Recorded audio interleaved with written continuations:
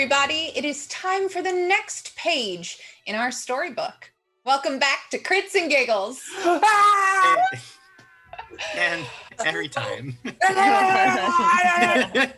So loud. Bad. Okay, I just want to take a moment and recognize the elephant in the room. Because I have worn a pink shirt, a peach shirt, which is like a pink and orange shirt, a dark blue shirt, and a light blue shirt. And I'm finally wearing a green shirt for Skeslin because I feel like I have underrepresented him as a GM. So you're welcome, Jim. Fair. I will forgive these slights against my honor in exchange for 4 hero points. Whoa. You know what? I need to go throw on a different shirt real quick because that's not going to cut it. You guys, I do want to shout out what is on the board still currently. Right now, as far as bonuses for everybody, we have 2 sinks for Soraya and Astrid, and that's it. That's all that's on the board currently. We do have our Uno cards out. They're right there on the table. I have Wild Magic ready to go and an awesome Miyuki meter. I think tonight's goal is 30 subs for the Miyuki meter. So let's do that. Before we jump into things, how is everybody? How was your week? How's your Monday? Monday. Crazy. It's good. Good. So, something big's coming up this Saturday, so I've been a little bit stressed about all of that, but it's okay. Oh, I'm sure it's gonna be fine. All right. I don't want to waste a whole bunch of time, so let's jump in. What do you say? Yeah. All right. Oh, you dear children, who has brought you here? Do come in and stay with me. No harm shall happen to you. She took them both by the hand and led them into her little house. Then good food was set before them, milk and pancakes with sugar, apples, and nuts. Afterwards, 2 pretty little beds were covered with clean white linen, and the children lay down in them and thought they were in heaven. The old woman had only pretended to be so kind.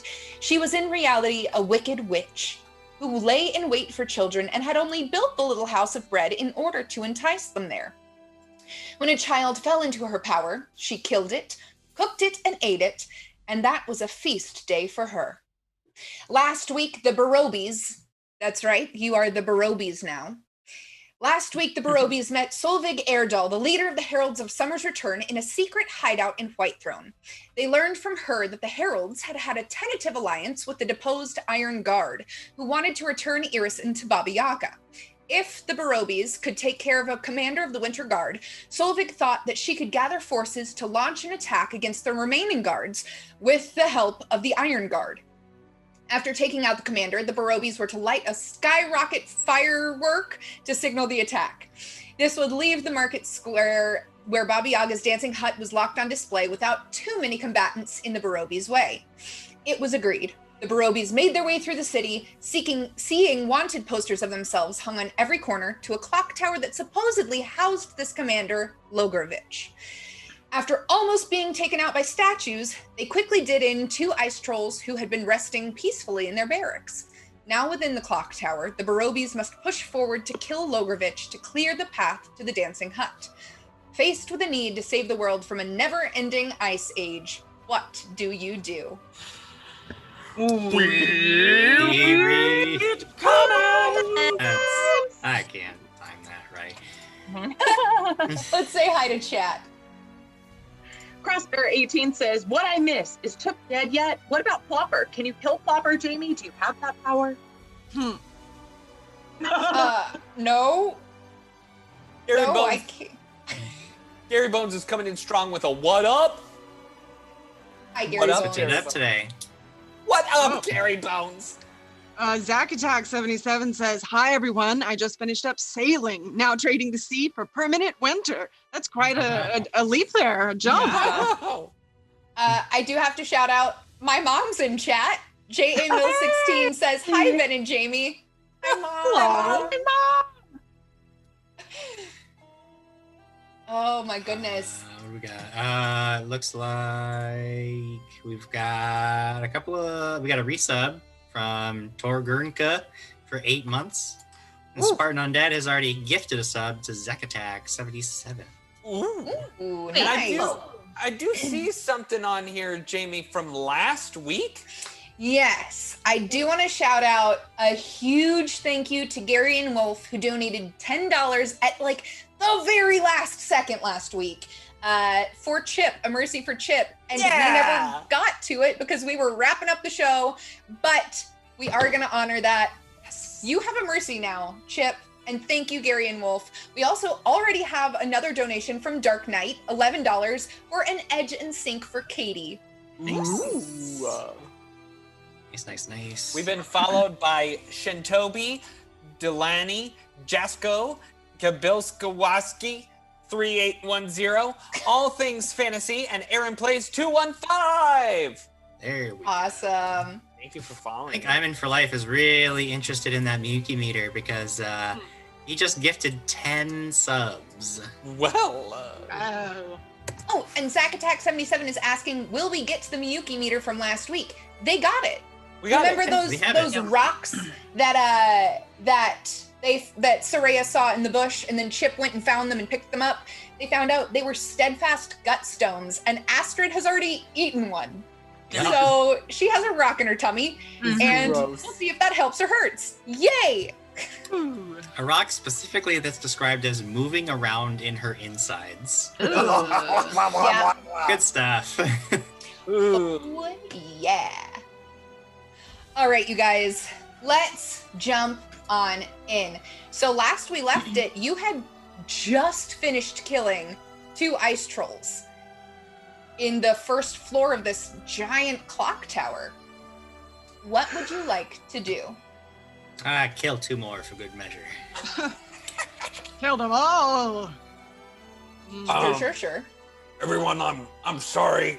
That one's on me. I told you this room didn't have things in it. They were sleeping, so I couldn't hear their reverberations on the ground. So that was I'll take the blame for that one for sure.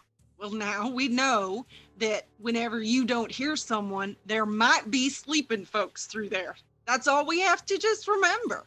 Or flying. Or flying. Oh, yeah. Oh, that We- opens up I- a whole new area. I think the important lesson is to never trust in Chip's abilities and always double check. Geslin, you're such a jokester. Yeah. Do you think it might be possible that next time, if we find any creatures lying in their beds sleeping, perhaps we can just quietly close the door and maybe not kill them? Yeah. I'm for that. We gotta find Bellavoria. So, that's one thing. We did have to go through this room. Second thing is, once again, I'm gonna keep bringing this up to you, Soraya, that trolls eat people, and once again, these are trolls. They weren't eating anyone now. But they have in the past. Well, you don't know that. Have you ever met these trolls before? Perhaps they were vegetarians. Oh, Is I that don't. a thing? No, I don't think so. What about vegan?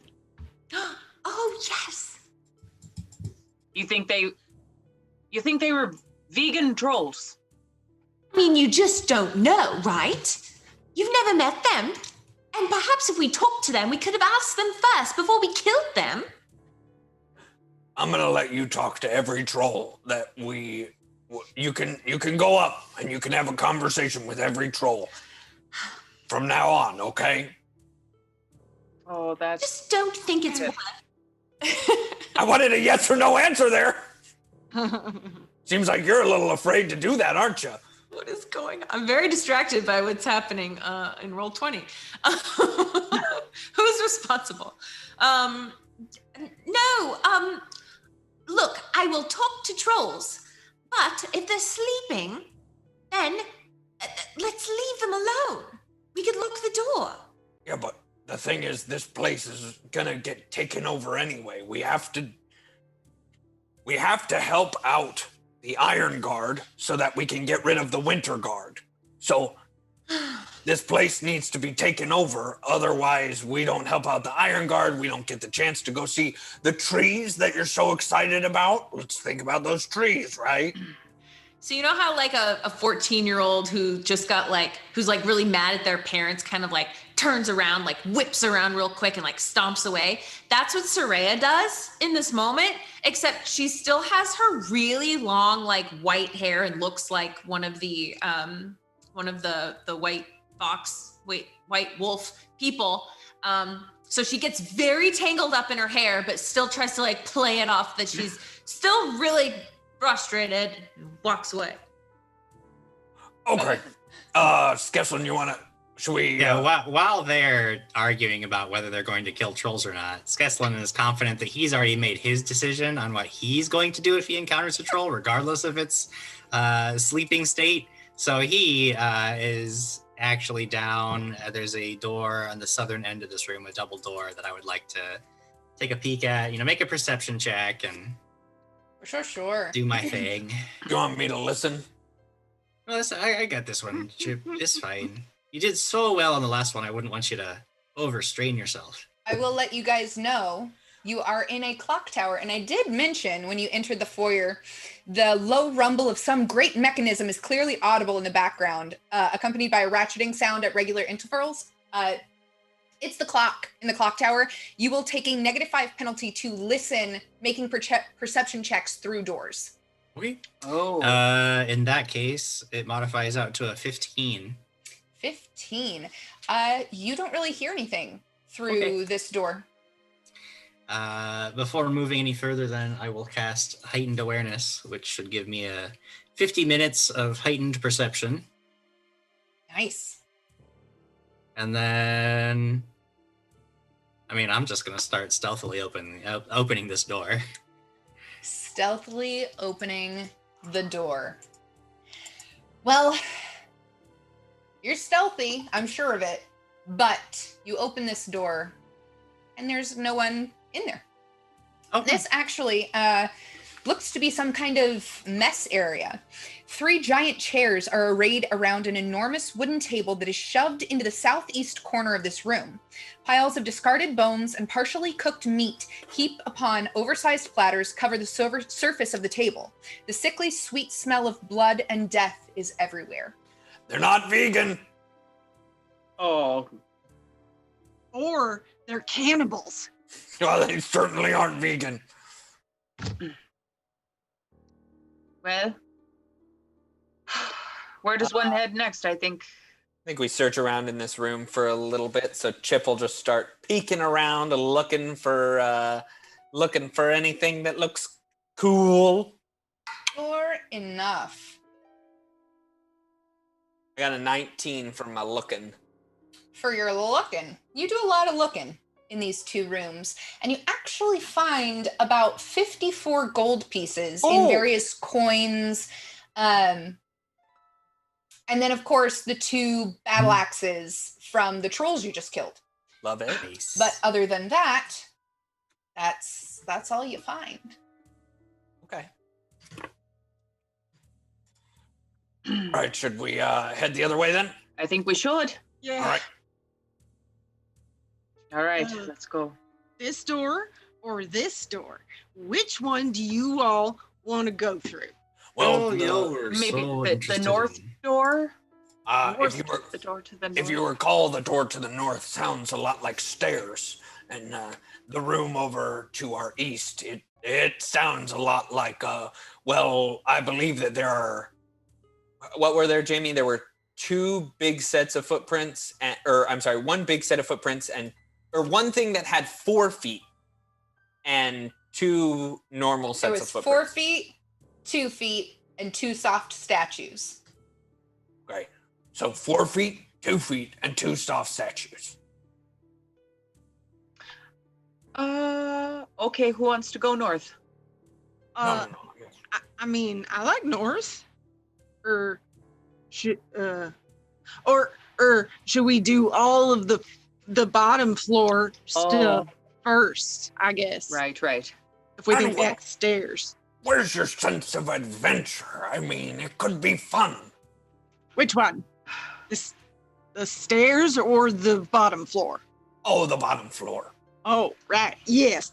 I like adventure. I wouldn't want anything to come up behind us and take out the stairs or something, and then I only can fly myself.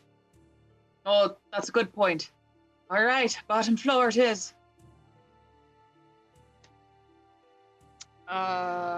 Soraya, there are creatures in here. Do you want to talk to them first?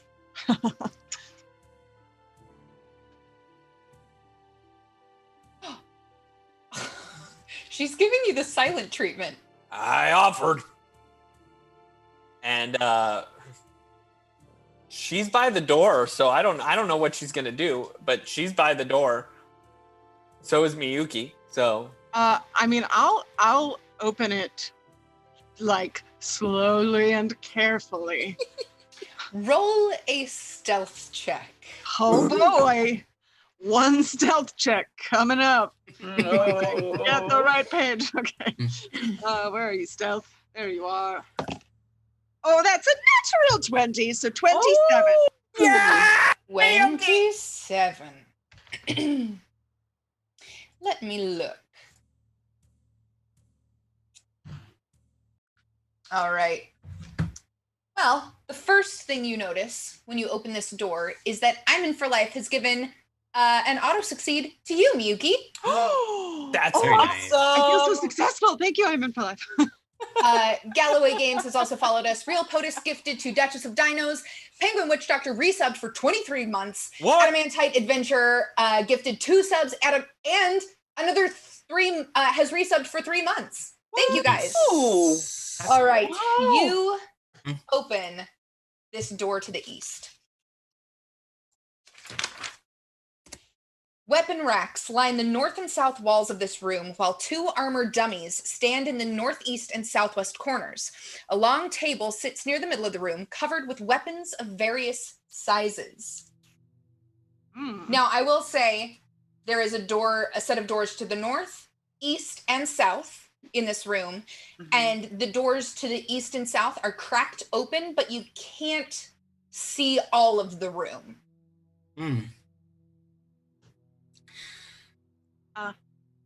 Hello?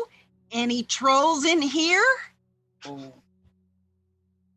I'm gonna guess that probably we were a little loud when we went to the room to the west, and Gotcha. they are prepared for us. Oh. Okay. Maybe I shouldn't go first then. Astrid, how are you feeling? Yeah, all right, I'll go. So I'll be right Astrid- beside you. Okay, Astrid takes out her great sword and moves in the room. And wherever Astrid goes, Chip will be by her side. While Chip and Astrid are moving into the room, I'm going to cast Frost Shield.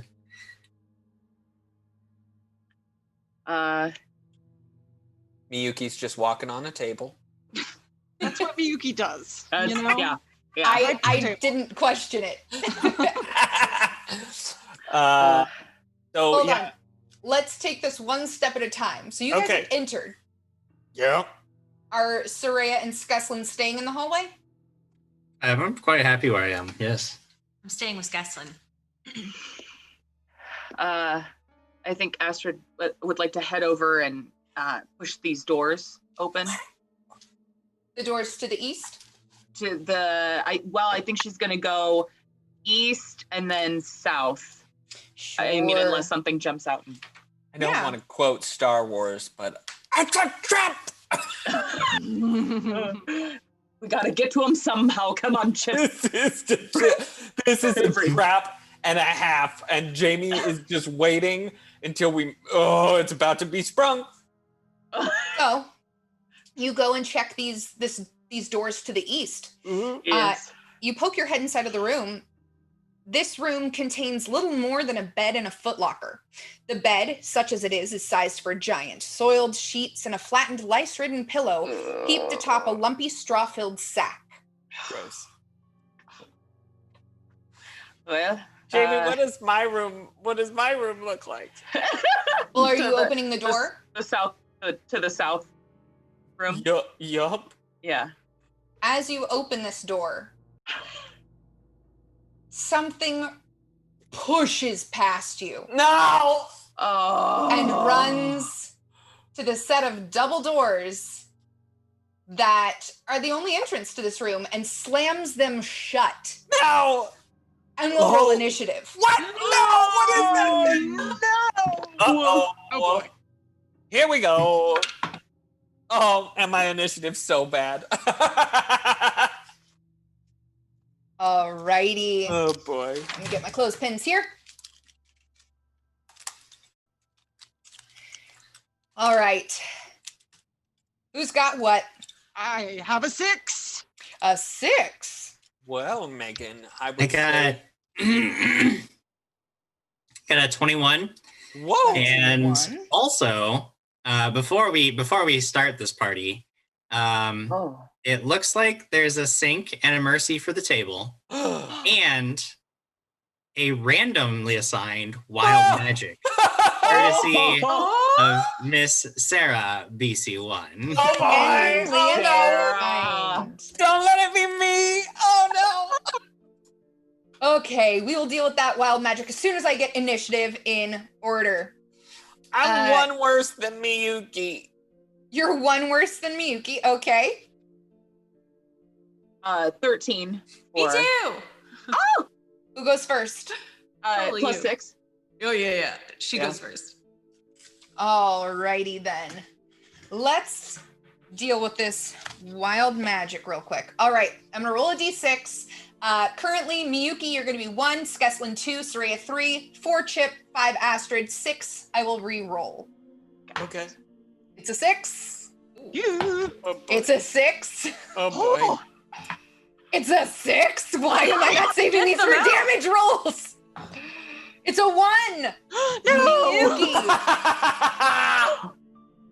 Okie dokie. Miyuki, roll me some percentiles, please. Oh, boy. Okay. If I must. Where? Oh my god, seriously? Fine. Oh. Here's the right die. I got a 10. Exactly. 10. Alrighty. Sorry, Jim. I actually created this one based on some things that happened on Friday in Heroic Endeavors. Oh, Megan, this wild magic is called Zoom. Uh-oh. That does not sound good. Oh. Just You kind of- become fully muted. It does not affect your magic, but you have to act out everything you intend to do. Oh no. Oh. Yeah. Yeah. Alrighty, let's get started with this combat. Oh, boy. Well, I got my surprise round off. Skeslin, you're up first. one could argue that you took 2 move actions in a surprise round, which is technically illegal, but we won't hold it against you, Jamie. We won't hold it against Thank you, Jim. Thank you for being so polite. Yeah. So what I will do on my turn, since the door is illegally closed, is I will vanish, and then I will open the door. Okay. It's one of those barn doors that they have on old-timey saloons, so it opens and closes both ways. What? Not quite. But you do go to open the door. Let's make opposing strength checks real quick. Okay, so let me put it this way. He got to move and close the door, and he's also holding it shut. Look, Now Jim, I'm do you gonna- want a good fun story or not? Now I'm talking about rules here. Fine, you can open the Wasting door. my turn. You can open the door. He's Yes, standing right got her. there. That's all I Fine. can do. I cast a spell and I open the door. So It's Astrid's turn. Astrid, what are you gonna do? You know, I think Astrid. That right.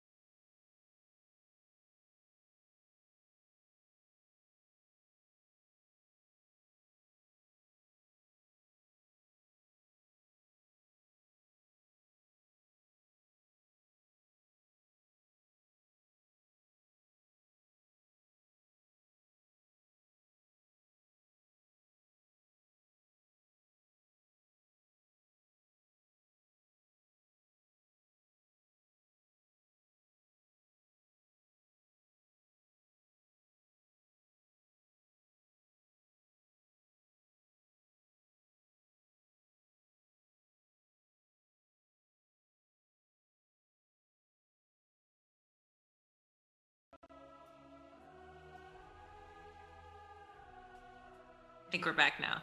Yeah. Yep. We I good? see us. I We see back? us. All right. Okay, let's take it back from Astrid. What are you doing? Astrid, full of rage because she hates closed doors, flies up onto the table and jumps with her great sword to bring it down on this monstrosity by the west door. Oh, cool. Remember, your greatsword has the broken quality right now. Yes. Ooh. Oh wait, what was the It's Minus -2 -2, right? Okay. to attack and damage. -2. Okay. Here we go. Let's see. 18. 18 does not hit. Oh man! Okay, well now I'm just. We're in trouble. Yep, we're in big trouble. Soraya, it's your turn. Skeslin disappeared, and I saw the door open. Then he opened the door right. Yeah, am I seeing this giant creature? Yeah, oh, she's right there. By the way, why don't I give you a close-up of what she looks like? Because Okay. I think you need to see this Oh! ice troll. This is a female ice troll. She's got like ice pauldrons, but they're a part of her skin. She's wearing a skull necklace, a big old like leather dress with some, it looks like probably human femurs attached to her belt. And she is carrying a huge battle axe. Talk to her. I'm gonna. You know what? Screw you, Ben. Screw you, Ben. I am. Get ready for this. Soraya's gonna look right up at this giant female ice troll and look at everyone in the room except for Skeslin, who's invisible, and she's gonna say, "Excuse me, what is going on in here? How dare you cause a ruckus within this clock tower? Is that how you should be acting around one of the winter witches?" And she's gonna That is a lot of hair tossing. You begin just like berating this ice troll, and you see her look down at you, and you can see this like blank stare in her face. She fully is not comprehending what you are saying.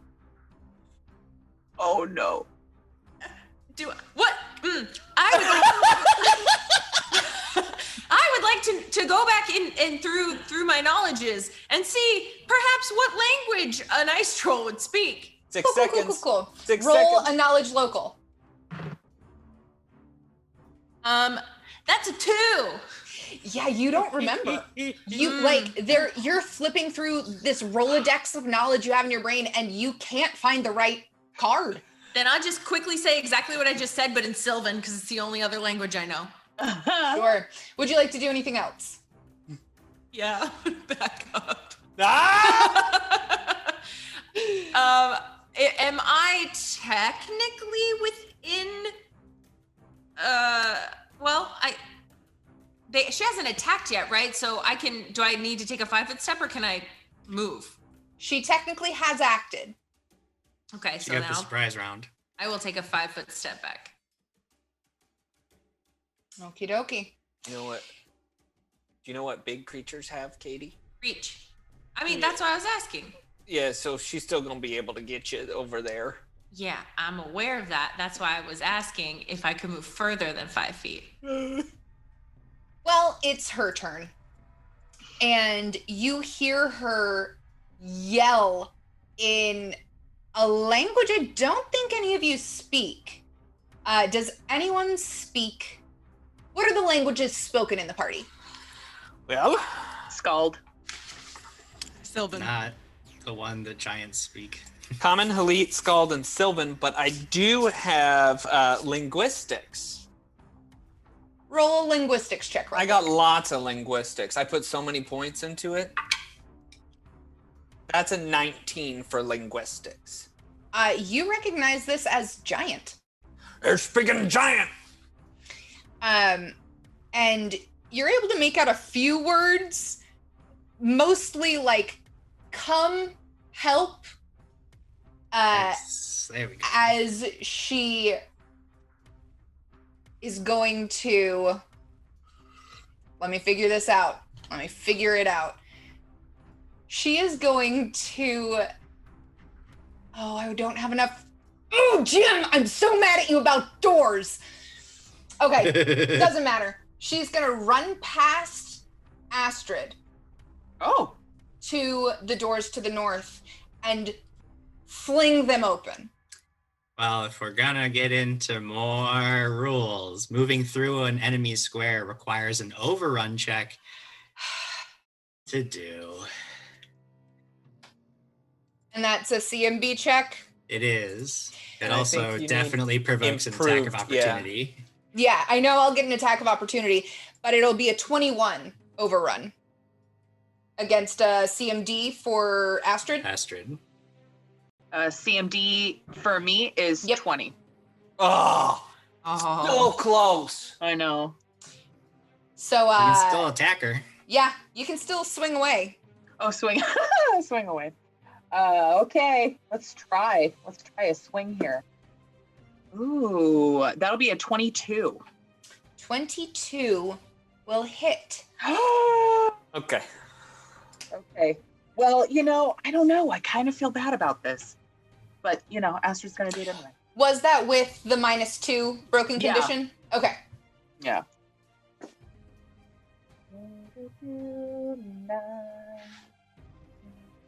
17. 17 points. Yeah. Oh boy. He's so deadly. All right. I'm sorry. Well, it's my turn again.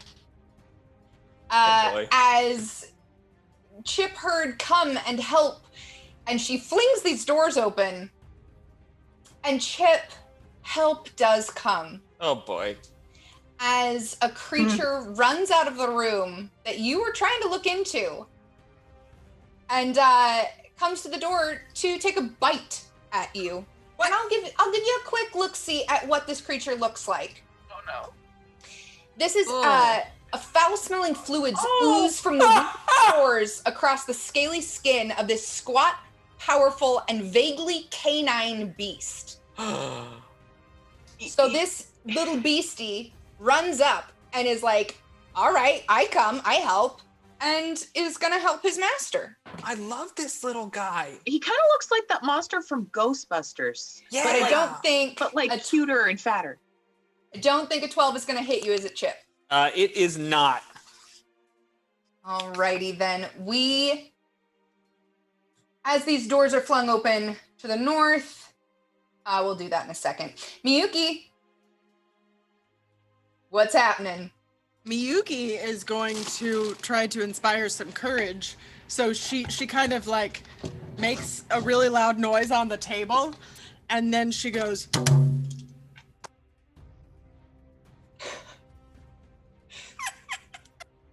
Inspire some courage. That is amazing. Skip, what are you gonna do? I'm going to grapple this puppy. Everyone, she called for some help, but this cute little guy came over here, so I'm gonna. No, you good little, aren't you a good little guy? And so he's gonna just kind of grapple him. That is going to be a 14, so probably. That will not do it. Sorry. That's all right. Real quick, before we hit the top of initiative order, I need to run for just a second. Let's take a quick hello to chat, and I will be right back. Yo. Okay, all right. Right. Comment break! Let's see here. Willow Ridley says, I think all Ben knows how to do is grapple. I love she wouldn't be grappling. wrong. It is what Chip does. Adam Oh, Kimbleton says, it's a puppy pig. Sith Lord Emmy, along those lines, says, "Aw, Chip just wants to hug the pupper." I do want to true. just hug the pupper. Well, why does he want to hug such a smelly pupper? Oh, it looks so gross. It looks adorable. Oh. Dak Attack 77 says, "That's a big fat nope from me, Chief." And I'm gonna be pretty sure that's about the puppy pig dog thing. Uh-huh. Sorry. It looks like a pug. It looks like a pug with with a cold body. Which means you should put it out of its misery because it can't breathe. It looks like it's feeling good and it can't breathe. It can't breathe. It does have a tiny nose and a huge mouth. It does. Oh It boy. probably sounds like one of those, like, cute French bulldogs. They're like, Being around any pug for any length of time, they're like, oh. I just feel bad for them. So that's what I Yes. imagine about this poor creature. Maybe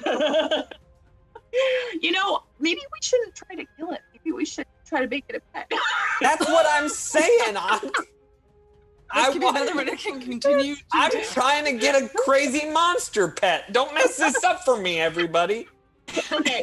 No one. What's his name? You gotta name him. His name would be Leroy Jenkins. No. Okay. No one kill Leroy Jenkins. It'd be. Uh, What's the word Jim always used that grossed us out, Ben? Slurp?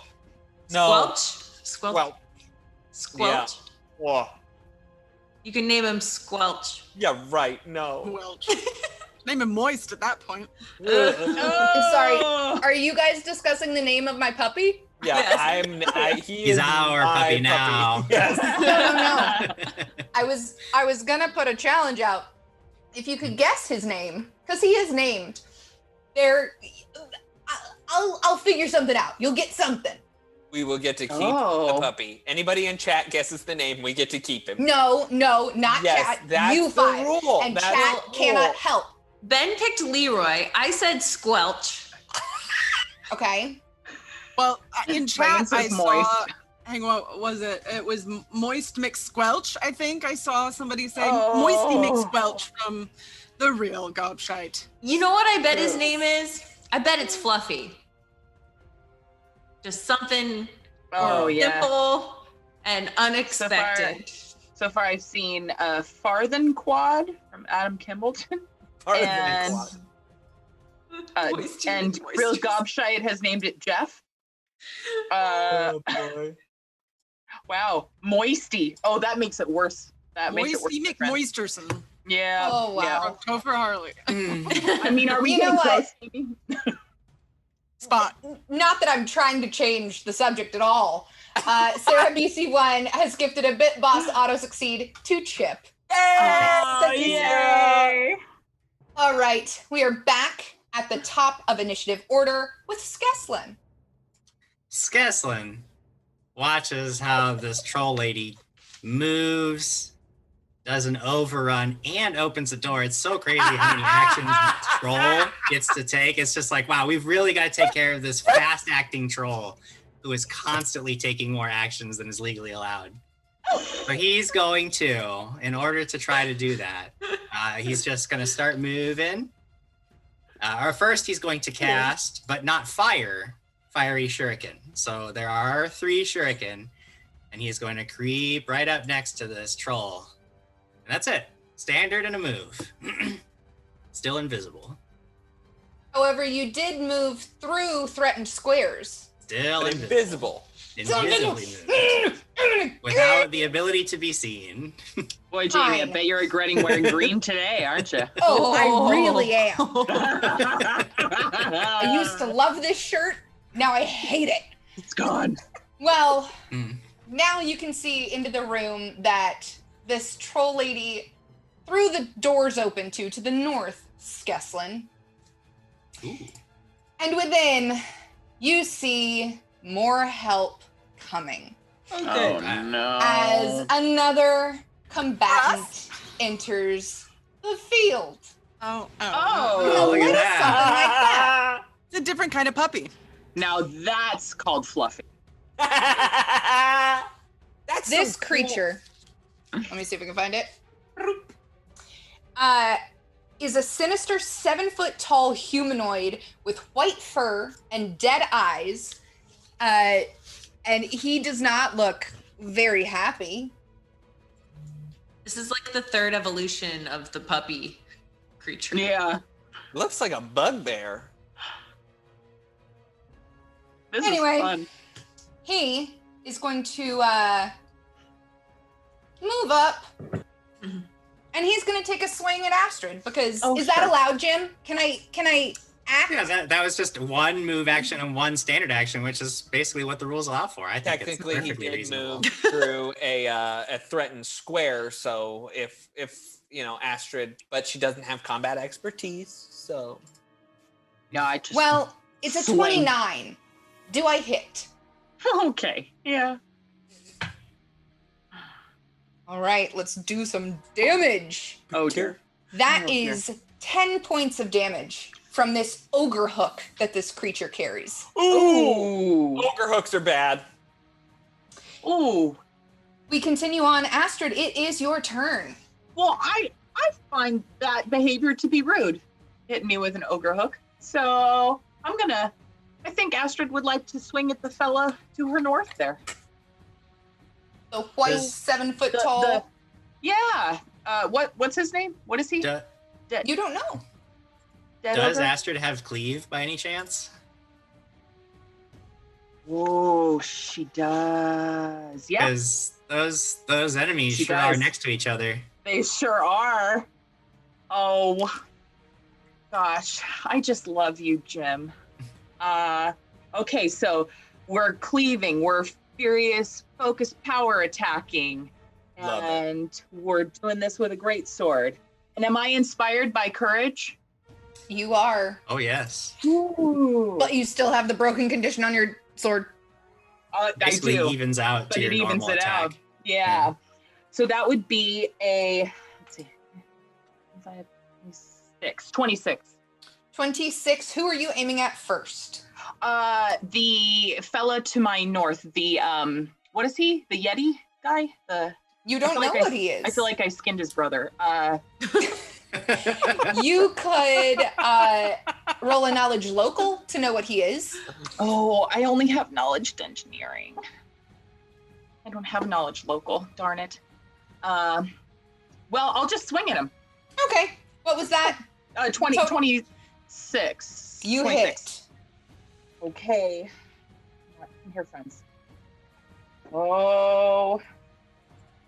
4, 10, 8, 20 points. 20 points. All right. Are you following Now- through? Yes. And so now I take a negative 2 penalty. It's a normal attack. You just take a -2 penalty to your armor class this round, but you just attack the troll as normal. As normal. Got it. Okay. Roll my 20. Yes. Yeah. Okay. Sure. That would be dirty 20. Dirty 20 hits. Nice. Oh, okay. 8, 16, 18 points. 18 points. Woof. All right. Soraya. Somebody's gifting that moment. Oops. Soraya, what would you like to do? From where I'm standing, I'm going to very frustratingly cast a flaming sphere upon the tall, womanly ice troll. You do not have line of sight currently. I don't? No, you need to be able to see through the doorway into the room. How about, Right now you can kind of see a how corner. about if I take a step up? There you go. That'll do Great. it. Awesome. That is going to be a reflex save for you. Okie dokie. Reflex save is a 21. Well, and nothing happens. Cool. That's a pretty impressive reflex save for That a. was. You know, the thing is that I was like, I thought about sinking it, and then I was like, nah. I would have wasted it. So, All right. It is my troll lady's turn. Amagara, some call her. And she's going to take a swing at Astrid, who seems to be dealing the most damage currently. Yeah, I get that. So she will use her battle axe, pull it back like a baseball bat, and just try to slice you. Yeah, that's going to be a 24. Oh, yep. Cool. Let's see, I need that. Oh, you know what? I can do a full round attack if I don't move. And this is part of the full round attack. Ooh. That is going to be a 10 damage from the battle axe. Okay. She is then going to reach out with her claws. Ooh, don't know if that's going to do it. That's going to be 12, not going to hit you. No. But a natural 20 will. Yeah. Yeah. Oh boy. Yeah. All right. Oh, dear. 16 points of damage as her claw like Ooh. catches your neck and tries to like rip you open, but she couldn't get the other claw on you, so she couldn't. She's gonna stay put, but it's my puppy's turn now. Yay, And you know what? puppy! Chip's right there, so Yeah, come over here. he is going to jump 5 feet into the room, even with Chip, take a little nip at his knee. Oh. Ooh. Okay. 22 for my bite. That's a hit. Oh boy. You are going to take 11 points of damage from the bite, and then I need a fortitude save. Ooh, a fortitude save. I'm actually going to use my mercy to make that not 11 points, but 8 points. Probably a good use. Will be that. And then here comes my fort. 12. I just need you to make a note for in the morning. Remind me BF. All right. Oh. Yeah. I Okie took dokie. the note, Thank you. but then I look Miyuki. at the dog and I say, bad dog. And it just like looks up at you and is so proud of itself. Its tongue is hanging out of its mouth, drool, slobber, like puddles at its feet right now. It's pretty happy with what it did. Miyuki, let's see what you've got. What are you gonna do?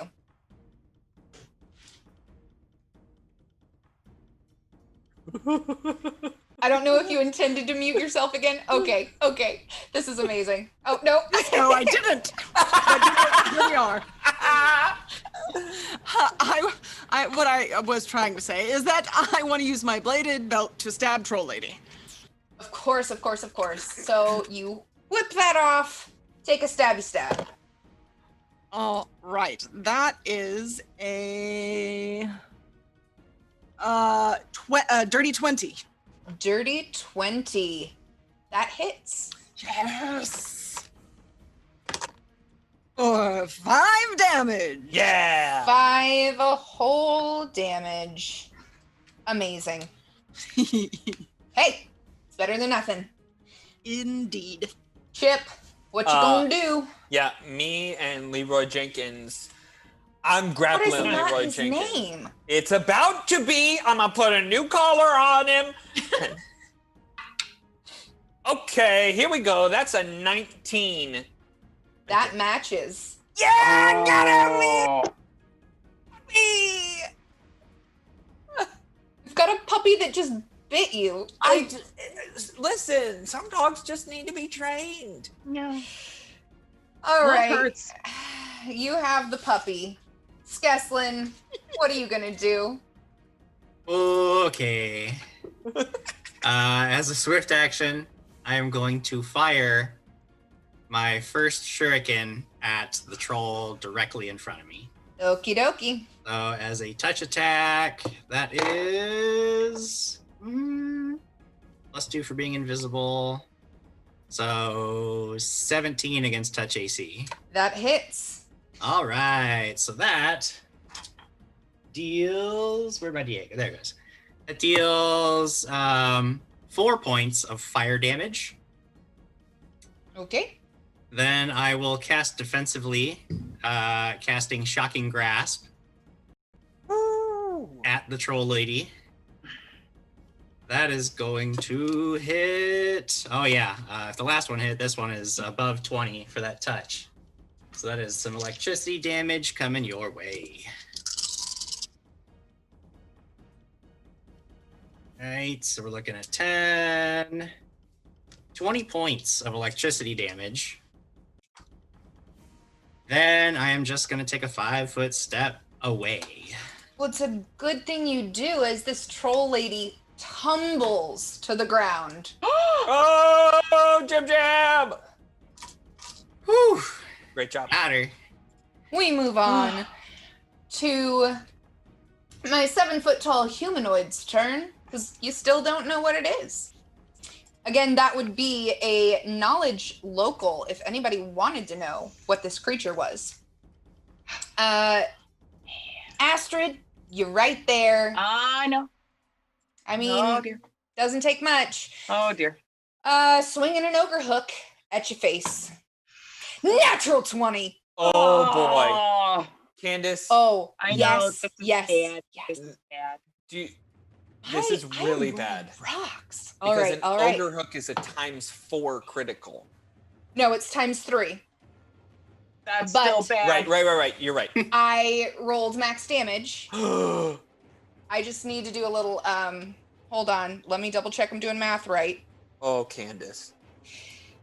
That's 51 points of damage. You would have killed Soraya.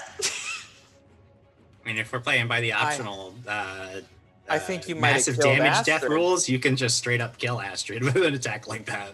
How you looking, Astrid?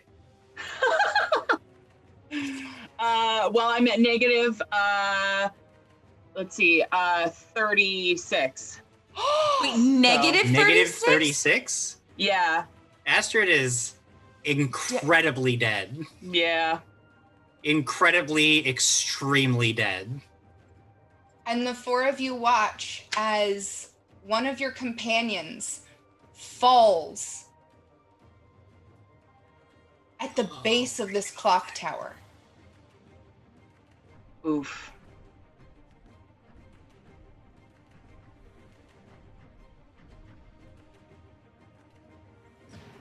Soraya, what do you do? Hold on. No. Because nope, never mind. Never mind. That was Candace, the wrong were thing. you at Can full we health remath it? into this? No. Because Yep. you were at full health when you went into this. Yep. Oh, She was getting hit before that too, so it makes sense. Yeah. I mean you hit with 51 points of damage. That's what Yeah. happens. Ogre hooks are like so deadly. Mm-hmm. Oh, Candace. Yeah. Oh. It was nice knowing all of you. Oh. Well, you should Soraya. probably kill that creature. Soraya, what do you do? I'm gonna move my flaming sphere as my move action, and you'll get another reflex save. I'm gonna try to hit this guy. Reflex for the creature is a 26. Jesus. Okay. And then as my standard action, I guess I'm gonna. I don't.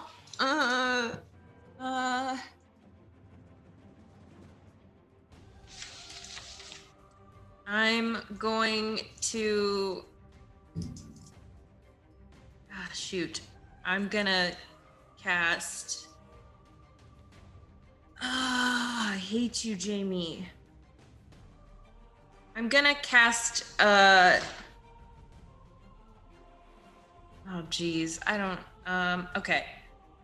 I'm gonna cast Air Geyser on him. Air Geyser. Air Geyser. So you're gonna get a reflex save again, but this time Alright. it's gonna be partial. And also this time, I'm using all of my sinks, which are 4 of them. Okay. So -4 to your reflex save. That's a total of 14. Then you fail, and I'll finally get to hit you. How tall is the ceiling? It is about 10 feet tall. Okay, so I'm gonna hurl you up a number of feet equal to 5 times my caster level. So you'll hit the ceiling. True. So if target strikes the ceiling the same manner as it would during a normal fall. Okay, I'm not sure. Not sure. All right, so I guess I'm rolling damage. Well, if it's a 10-foot ceiling, then it would be as if a 10-foot fall, which is 1d6 points of bludgeoning damage. So do I roll that as well? Yep.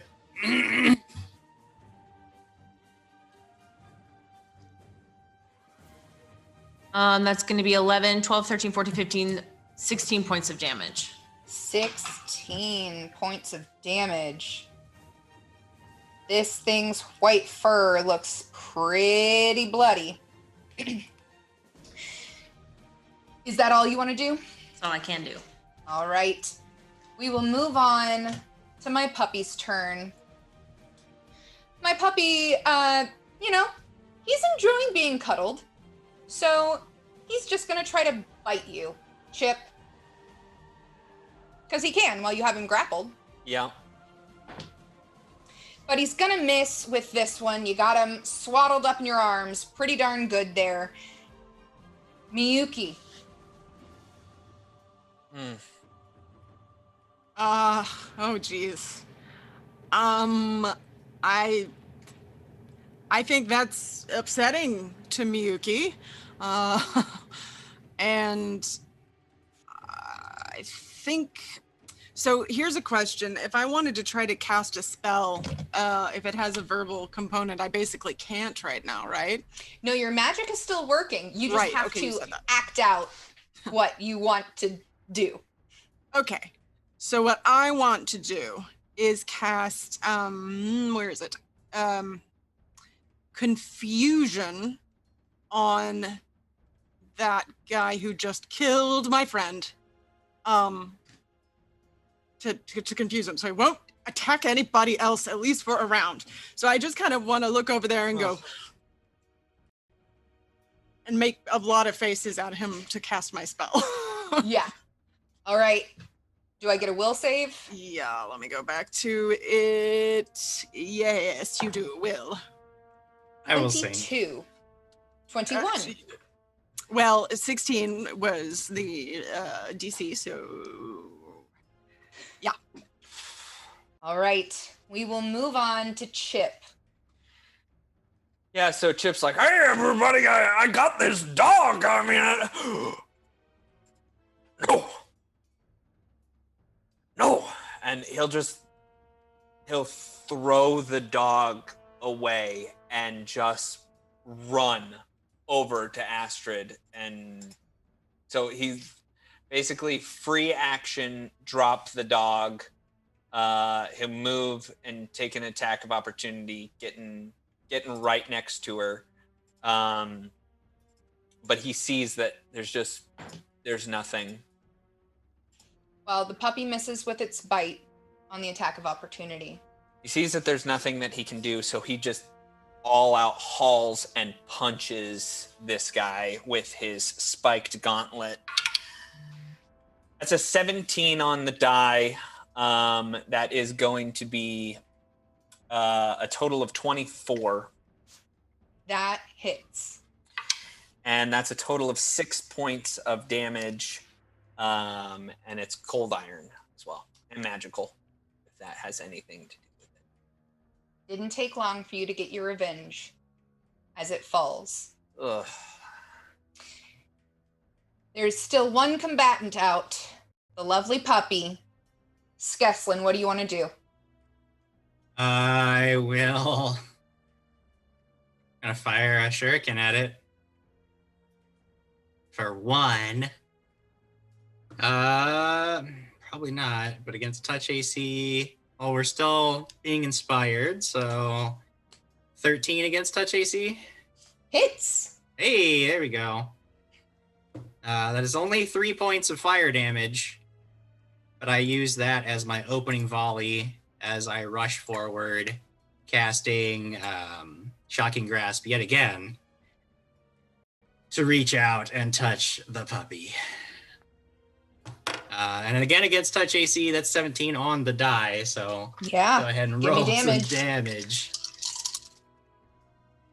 Remember when we were happy? Oh, and that's a big one. Fueled by absolute, but you know what? Probably not even rage. He's probably just absolutely calm, but incredibly focused as he reaches out, grabs this puppy, this weird, slimy puppy right at the top of his head, and unleashes electricity through him, dealing 10, 16, 23 points of electricity damage. Nice. Ooh, puppy does not look good. If he's still alive, I pop my bubble as a free action and deal an additional 1d6 points of electricity damage, though you do get a reflex save. Oh, okay. Reflex is 15. It's a failure, and you take 6 more points of electricity damage. And the puppy falls.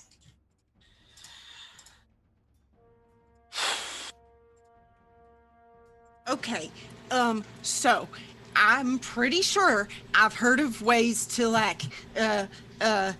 bring people, help people who seem like they died further than maybe is normal, or just died at all. Maybe we can still do something. Like let's stay positive, right? We can still do something, right? Right? Right? It wouldn't. Yeah, I mean, yes and no. We could. There are ways to bring her back from the graveyard, but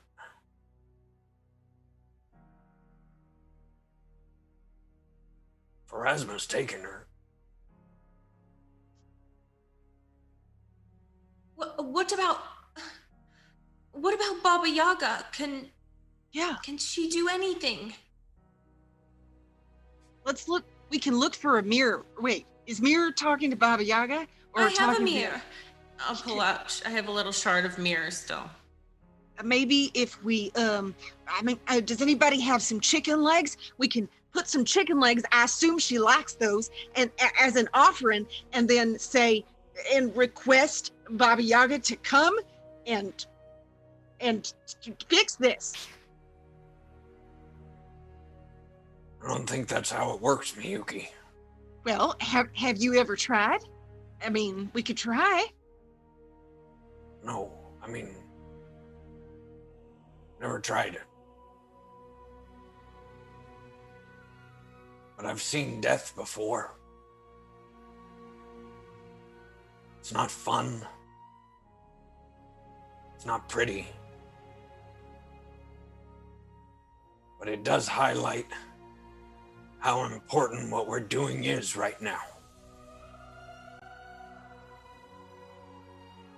We can't leave these creatures, these people, to control a city. And better yet, we can't leave these people to take over and control all of Galarian. Astrid was our friend. Astrid is our friend.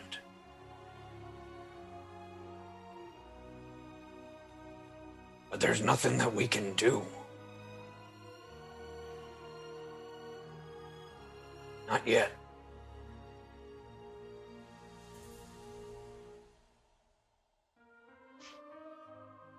Well, what we can do is kill everything else in this place.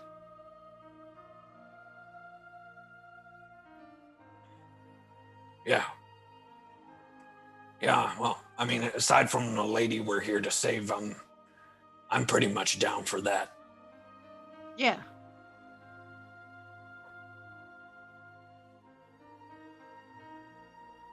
Let's find a spot where we can rest her body. When we come out, we'll take it and give it proper rest.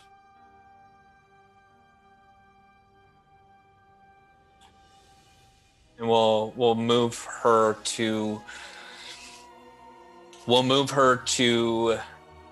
whatever room looks the cleanest and most secure.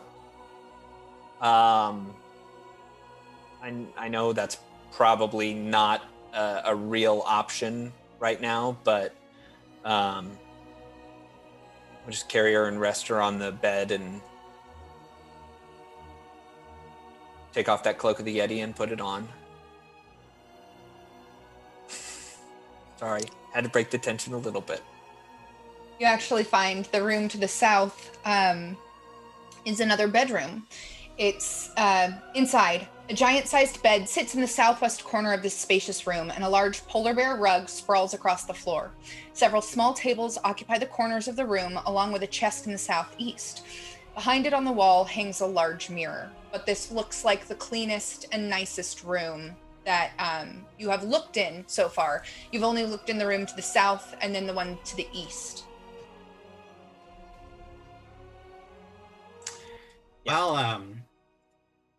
While they're taking Astrid's body, I am actually going to go over to the troll and this whatever creature it is. I'm going to reach into my bag and grab a scroll I've been holding on to for a while. Look over at Soraya and say, we're going to need some more friends now. No. Shut up, Soraya. I don't You have won't. time for this. You won't. I'm going to cast Animate Dead on No! the troll and on whatever the other thing was. Depending on their hit dice, I can animate 20 hit dice worth of creatures with a casting.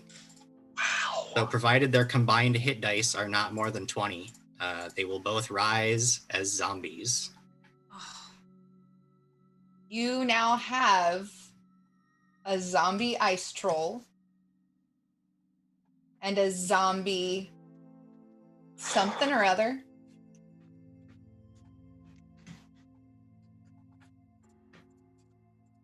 Soraya's gonna walk up to the something or other, and she'd like to know what it is.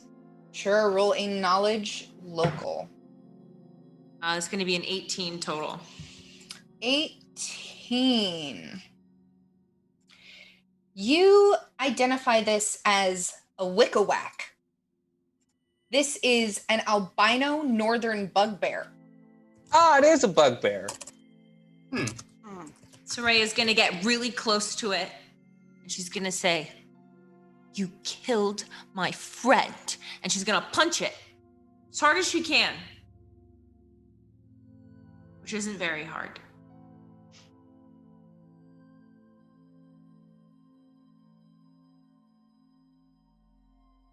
What do you all do?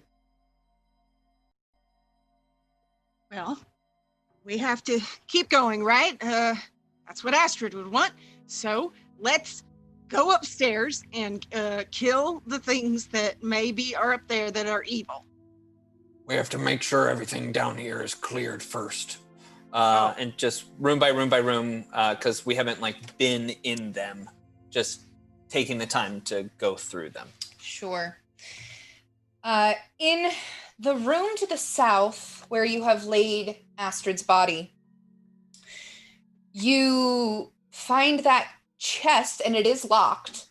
But going through the loot on the zombies now, you do find some keys, and you're able to unlock this chest. You find a bunch of coins, a potion, an iron nose ring, and a collection of 12 brightly polished human skulls. Would anyone like to figure out what this potion is? Sure. Spellcraft. Spellcraft. Yes. I've got a 14. 21. 14 and 21. Give me just 1 second. 14 is not going to do it, but I think 21 is. This is a potion of spider climb. You move to the room to the east, and you had poked your head in. Astrid had poked her head in and taken a look. Inside, you see the bed and a footlocker, and you start digging through this footlocker, and you find a number of children's toys, mostly broken. You also find a bunch of money and a necklace. But this necklace is a necklace that is made up of hands. Oh. Are you kidding me? This place is gross. Are they the doll hands? No, this looks like it had flesh. This looks like it's bone, muscle. Detect magic. It is magical. Oh, no. I didn't want to ask. Would I be able to determine what abilities it might have?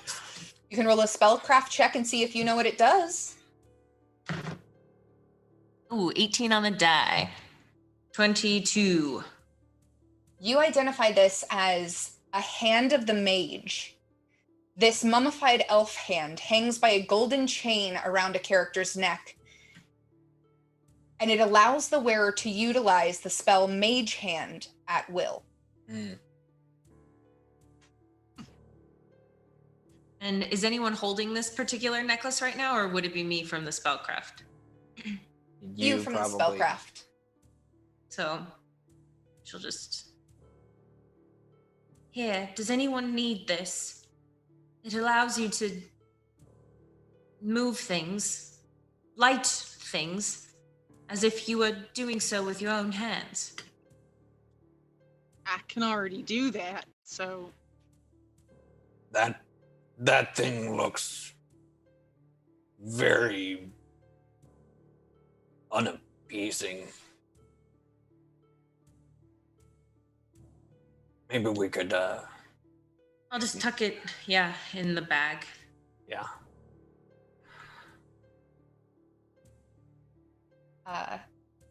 Actually, on this Wikka-Whack's body, if you keep digging, he has his armor, some gold, his weapons, and a necklace of severed fingers. Ugh. What? This is a clock tower. Detect magic. Yeah, me too. Nothing on the fingers. Gross. He's just carrying around fingers. That's disgusting. Just fingers. Well, we're taking that off his neck. All right. Because he's ours now, and he doesn't get to do that anymore. You continue to the third room attached to this armory. Yeah, I'm interested up there. It kind of looks like there's a bunch of maybe cells or gates, or that's what I'm interested in.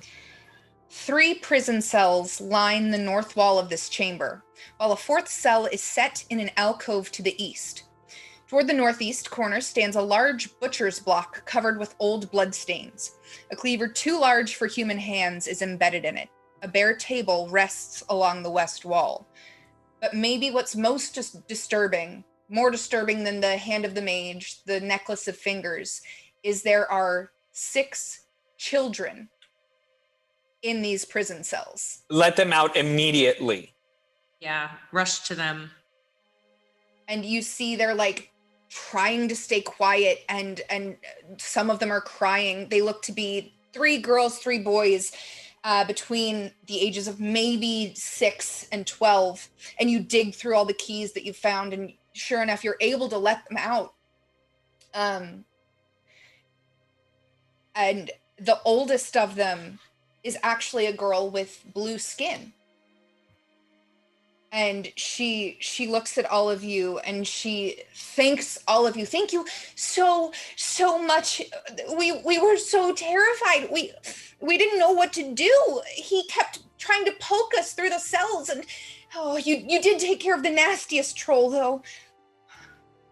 What are you all doing here? We're taking care of this place. You got to get out of here as fast as you can. It's not quite safe yet. Well, okay. Can you find Inga? Inga? We haven't seen her in a few days. They took her upstairs. I mean, 2 of the little ones have gone upstairs before, but Inga went up a few days ago and hasn't come back down. I will do everything in my power to find Inga.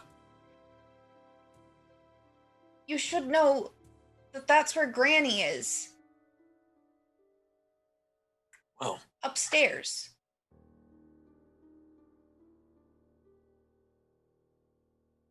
Well, is Granny somebody that we're afraid of? I think she's a witch. I don't know. I know Granny's upstairs and her little ghost friend, and the 2 little ones told me that there's 2 dragons. One is all white and one is black and breathes fire. Oh, and there's a beautiful princess who sings when she's not crying. Okay. All right. So Ben thinks that princess is Bella. Granny with a ghost and 2 dragons, you said? Yeah. What did she say? One. She said 1 white and 1 black that breathes fire.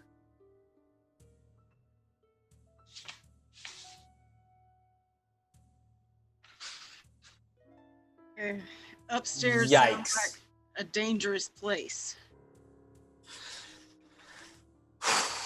Where should we go? What should we do? You have homes that you're from in the city, or? No, I could go back to the orphanage, but those 2 are from on the streets, and that one, he doesn't want to go home. Well, I can only tell you that we came from the Shrine of the Everbloom, and it might be helpful if you were to meet somebody there. Maybe get out of here, This isn't a really good place anymore for kids to be. Okay, where is it? And Chip will do his best to describe how to get there and to contact the Heralds of Summer's Return. Okay. And this little girl with her blue skin and white hair, she looks at all of you and she like gathers the other 5 younger children and starts to lead them to the front door. And you see she's trying to keep the kids as far away from the 2 zombies at this point as possible. They look terrified of them. Before she leaves, Chip will say, and if you do get in contact with Sovig Hairdoll, then you tell them that, well, we lost one. They don't need to know more than that. Hey, I'll let them know. And the children rush out the front door.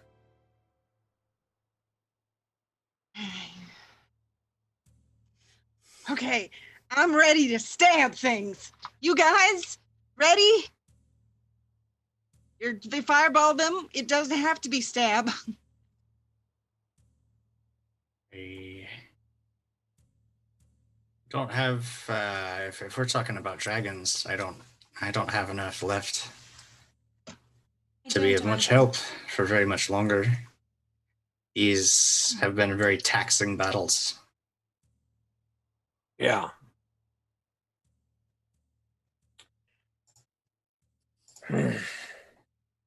I mean, one more, sure, but it doesn't sound like we're going up against some ice trolls up there.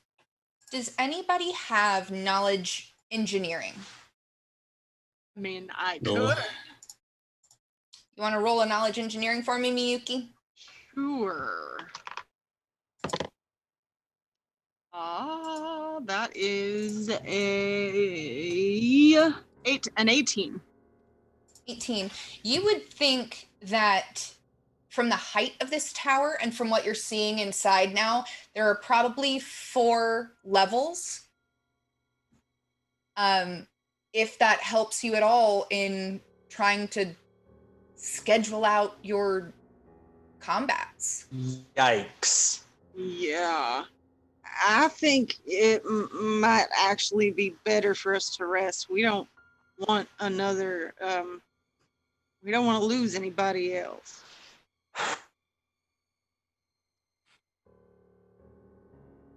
Where do we go?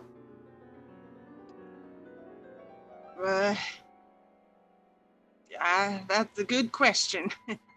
I mean, we could try to barricade one of these doors and hope no one notices us for a while. But, I mean, that's probably a big risk. Oh, one good thing is that we've got this whole first floor covered, taken care of. We could just post up in that hallway. Amy, I have a rules question. Sure. I have a spell, and I'm wondering if it only works. I prepared a spell called Hide Campsite, but does it only work if it's a campsite, like outside, or can it work inside? Let me take a look. Hide campsite.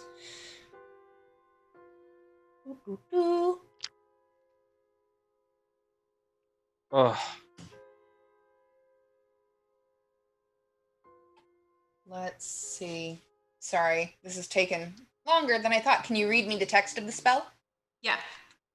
You make the area around a campsite appear to be a thicket of untouched and forbidding foliage and some other unwelcoming feature matching the surrounding terrain.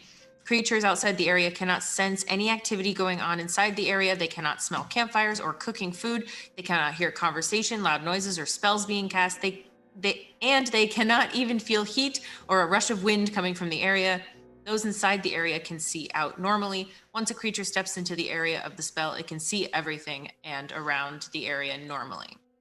I would say that would be useful outdoors in a campsite.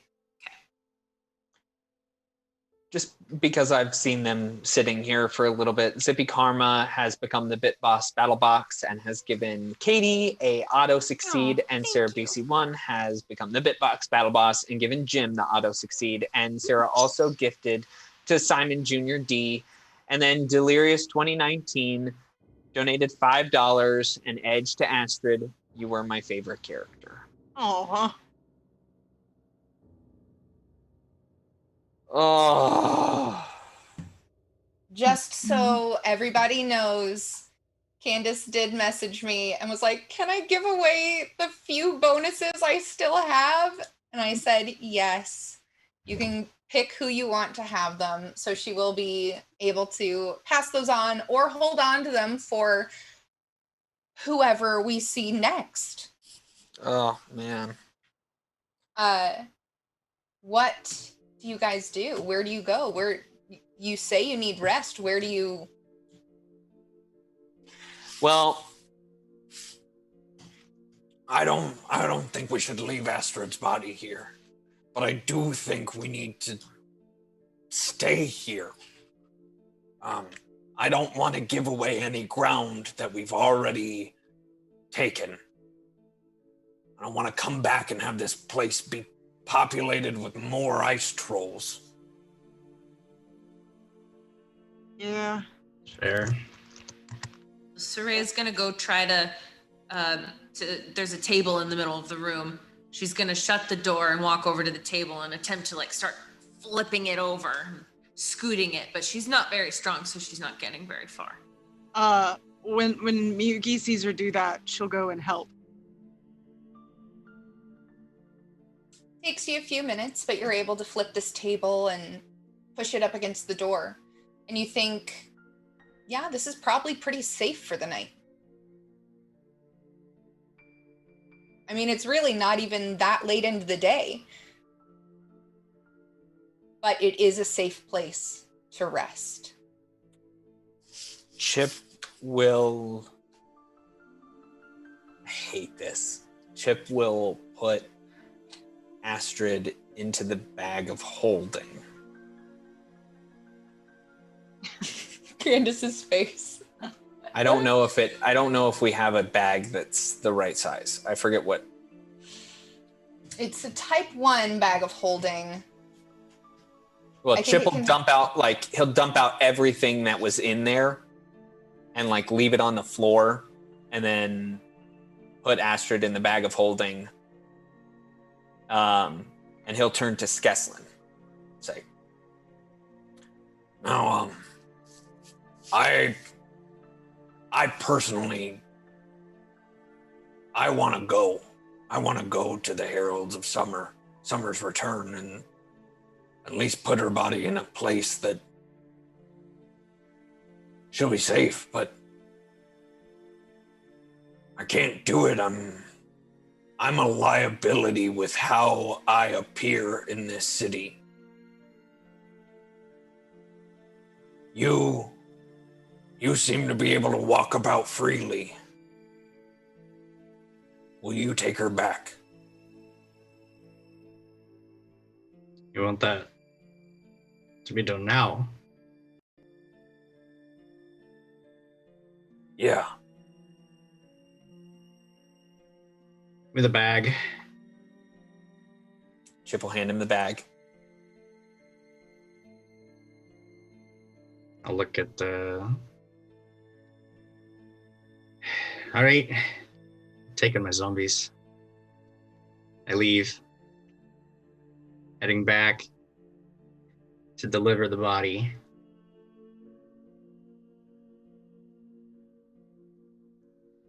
And you make it back to the Shrine of the Everbloom. And Solvig Erdal is there.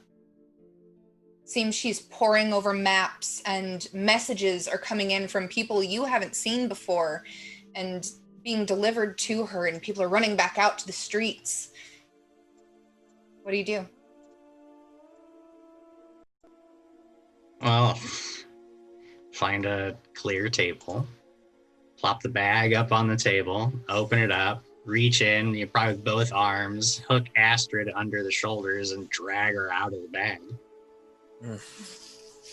This is what your war has cost so far. Let's hope it doesn't cost much more than this. Oh, I am so sorry.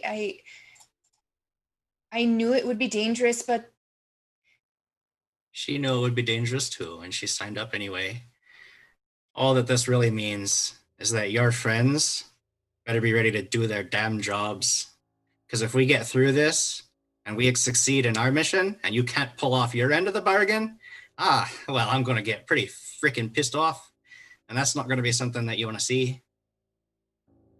oh, trust me, we'll be there. We will. And she places her hand on Astrid's head and says a prayer to the goddess Milani for revenge, for liberation, for freedom, for the city, for Astrid, and for you. And with that, we will take a quick break before we come back and move on through the story. Woof, you guys. That was heavy. But, player character deaths happen, and we all have to go through it together, and it's not easy. And Candace, I'm sorry, my love, but you and I will be chatting, don't you worry. Sounds good. All right, you guys. All right, you guys, we'll catch you in just a few minutes for the second half of Crits and Giggles. Oh. Love you guys.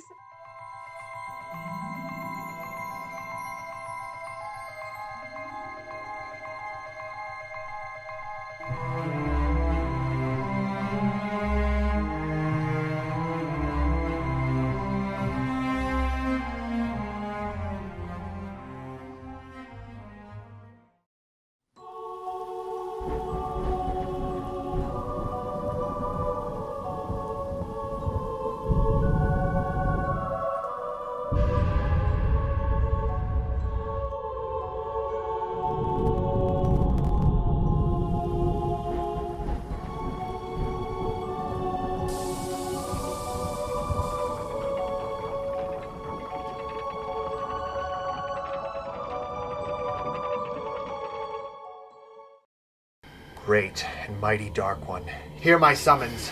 Bring plague and misery unto this wretched world, and be born again in the blood of this unworthy servant. What are you guys doing in here? Huh? Nothing. I thought you said no one was at home. Nobody's supposed to be home. When do you get out of here? No. Why are you wearing dresses? This is not There's a pentagon on the wall. That's a pentagram. What's a pentagon? It's a pentagram. Gone. Pentagram. Gone. It's a pentagon that has to have a star to be a pentagram. Are you guys forming a cult? We are summoning a god of pain and destruction to rain misery on my stupid stepdad for being a total boner. Sick. And Kyle Bates, because he ruined the next season of Game of Thrones for me when I specifically told him I hadn't read the books. Douche. Is there gonna be a human sacrifice? Yes. No. What? Whatever. I'm in. You can't No. just be in. Like, there's a whole process. Let me in your cult, or I'm gonna tell Leonard about the time I caught you trying on my bras in my room. What? No. That's not how you do that, is it? Let me in your cult, or I'll tell Mom that you used her candles for a satanic ritual. No. Go back to the part about him No, trying that to didn't bras. happen. In season 4 of Game of Thrones, Tyrion and You can be in the cult. What? No, she cannot be in the cult. Definitely in the cult now. Thank you. Gonna put up with this? I do have a knife in my hand. She does have a knife. It's a good point. Okay, God. Everyone gather. You're gonna cut your hand and give an incantation to the dark void.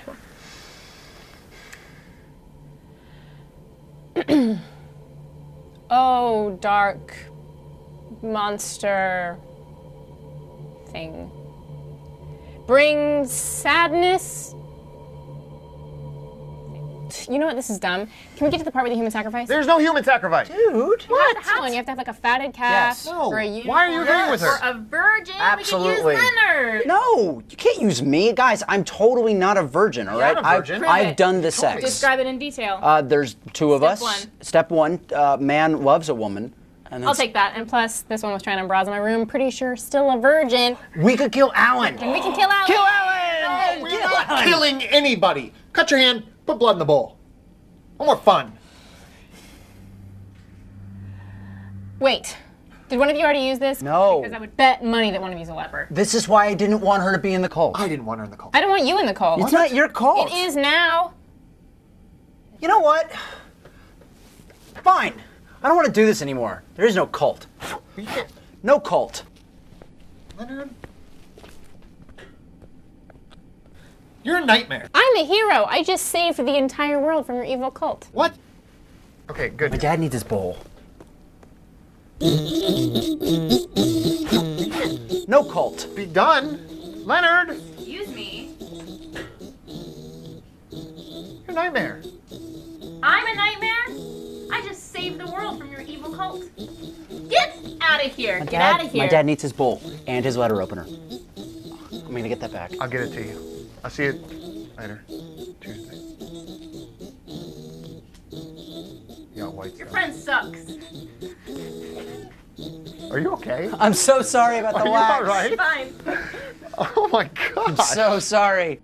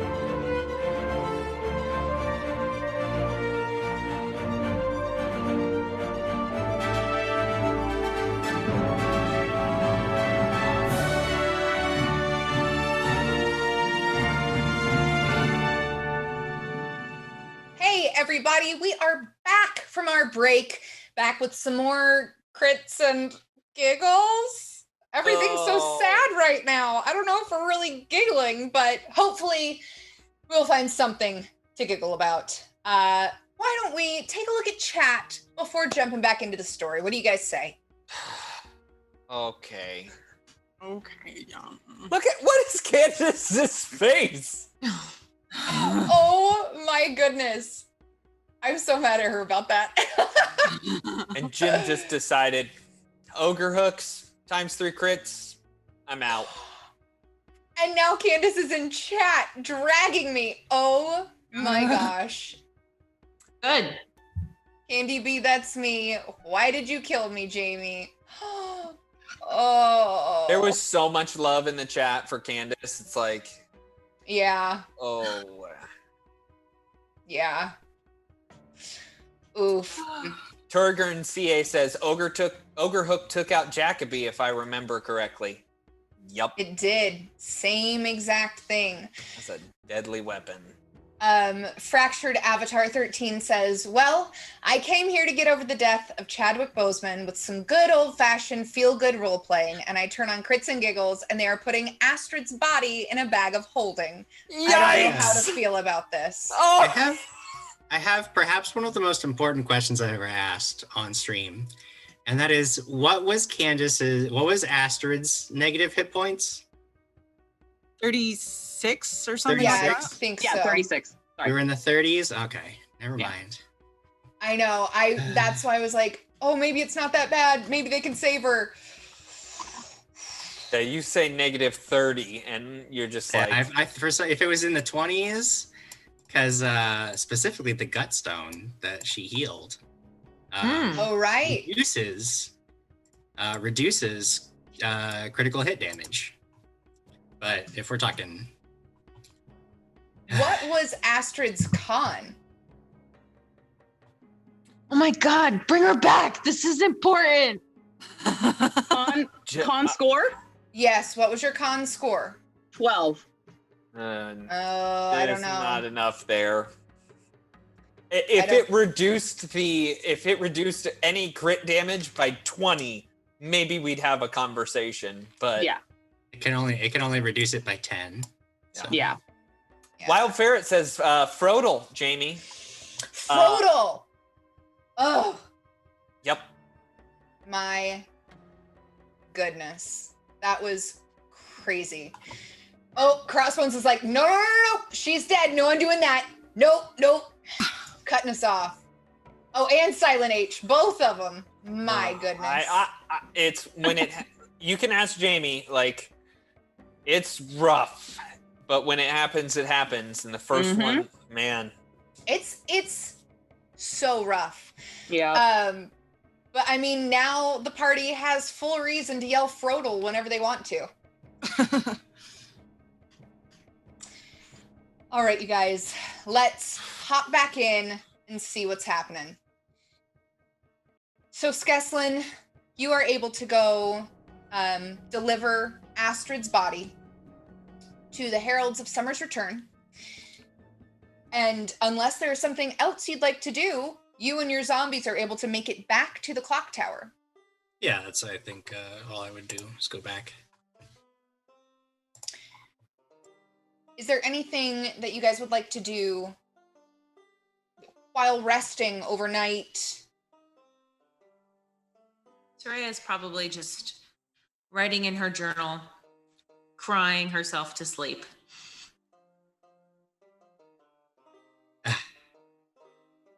Actually, even Jim doesn't really want to do this, but before Skeslin leaves, I think the practicality, the practical man in him, he takes the ring of protection and the ring of feather falling off of her, puts them on. You jerk. Yeah. Jim's like, yeah. Well, Does he hand that great sword over to the ogre or to the troll? No, I'm not. I'm only her weapons and armor. That's not like to him. It's not even like these. Like the weapons and armor to him are like those are Astrid's things. The rest of it's like these are the tools of. Right. These are the tools of the trade we need to go get our job done. So I'm taking them to do the job that she could not complete. And it is a really sucky feeling having to loot a party member's body. But really, what is the name of the game? And it's survival. Yeah. And that's the only way to be okay with having to loot your friend. It sucks. But at the same time, you're looting everybody else. All right. Jamie, yes. You said I had this this feeling, maybe a poisonous feeling in my body. Mm-hmm. Is there any way to diagnose what I currently have with perhaps a heal check? You could do that. Let me take a look. Heal check. Why don't you roll it for me? Leaner. Leaner. Yep. 18. 18. To identify. To treat a disease is the save DC. This is a pretty low level save. You barely missed it, so I'm just going to give it to you. I'm not going to waste time looking up all that. You have bloodfire fever. Oh, great. Sounds A real trollhound's saliva is an infectious brew of contagion. Creatures bitten by a trollhound are often afflicted with bloodfire fever, a disease characterized by deep internal pain, as if the victim's blood were on fire. Additional symptoms include loss of muscular coordination, pus-filled blisters, and an overall lethargy and fatigue. Sweet. So the 4 of you and the 2 zombies are able to get some rest. You awaken, you recenter yourself. What do you do? Center yourself. Well, I'm pretty sure I gotta make a save, don't I? You do. First, before you make your next save, let's see what the effects are from yesterday. You take 2 points of strength damage. Yikes. And 2 points of dex damage, and you are fatigued. Okay.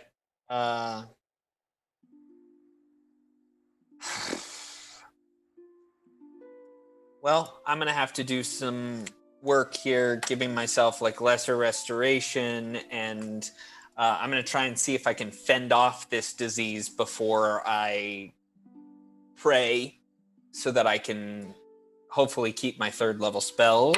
Okay. I did not. So what was the save? I rolled an 11. Yeah, that doesn't do it. We have a scroll of delay poison. I don't know, and of remove sickness in the bag of holding. It's and remove disease. Oh, we do? Okay. Well, I'll try the scroll then that we have. That's in the bag of holding. Thank you for looking that up, Megan. Yeah. Inventory. That is a 13. 13. Oh boy. Is this to cast the scroll? No, I have it in my spell list, so I can just cast it. I'm sorry, what is this roll for? Removing the disease. Oh. It does not remove the disease. Yikes. Jeez. Oh, okay.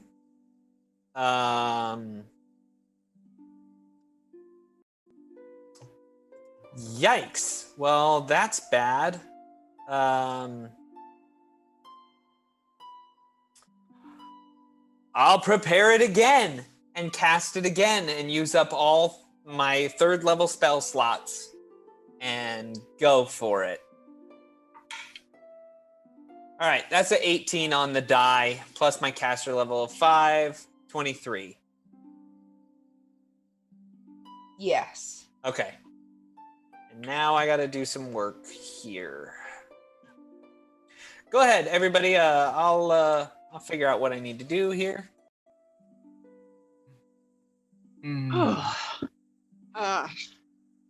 So we're resting now, right?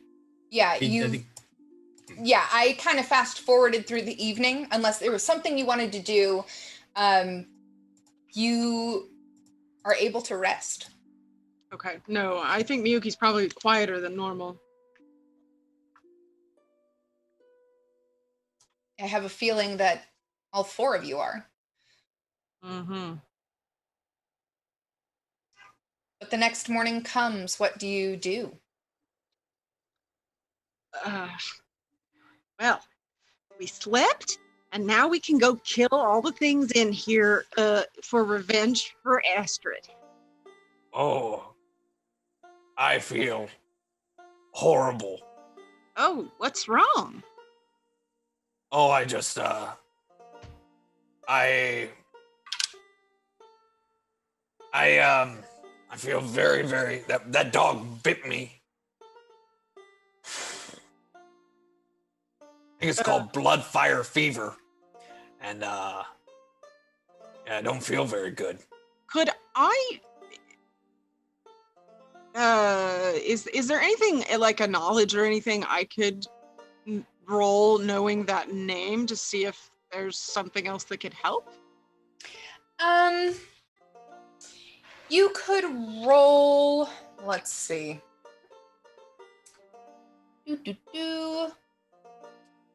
Roll a knowledge dungeoneering, I believe.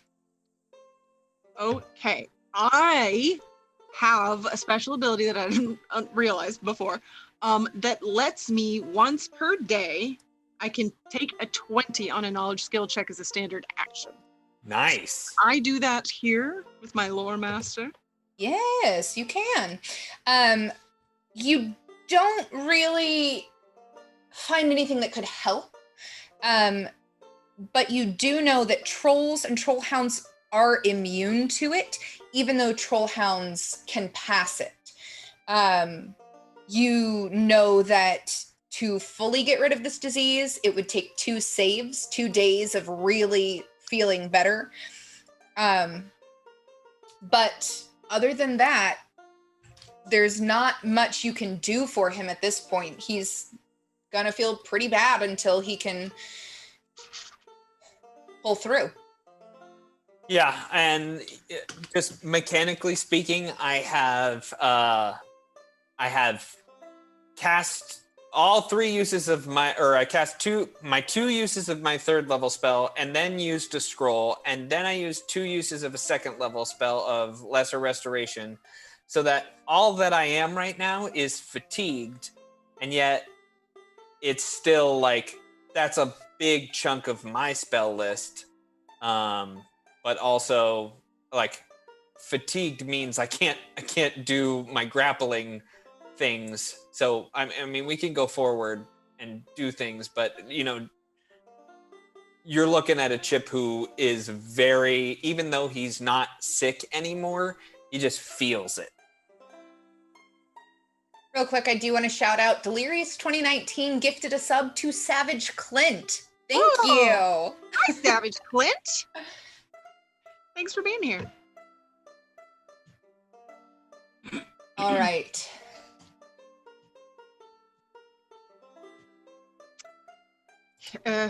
Well, I mean, I suppose what we need to do is just be real smart about how we get rid of everyone else in this building. Yeah. Yeah. We can still make things happen. Right. Who has a smart idea? Oh, what if we burned it down? Oh, we can't do that. There are people in here we have to save, okay? Well, that's off the list. So,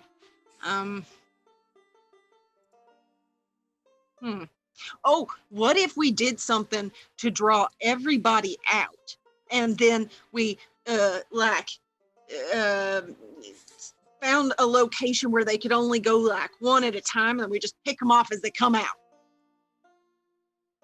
Soraya's gonna stand up, and she's gonna be like packing up the last of her things and putting her notebook back in her satchel. No. We go forward and we finish this. The best thing we have on our side is the element of surprise. We must continue on, not just for ourselves or for Astrid, but for the world. We cannot cause any distractions. We have to go. I don't want to be here. I don't want to be doing this. I'm scared. I don't want to lose anyone else. But we're here and we have to go.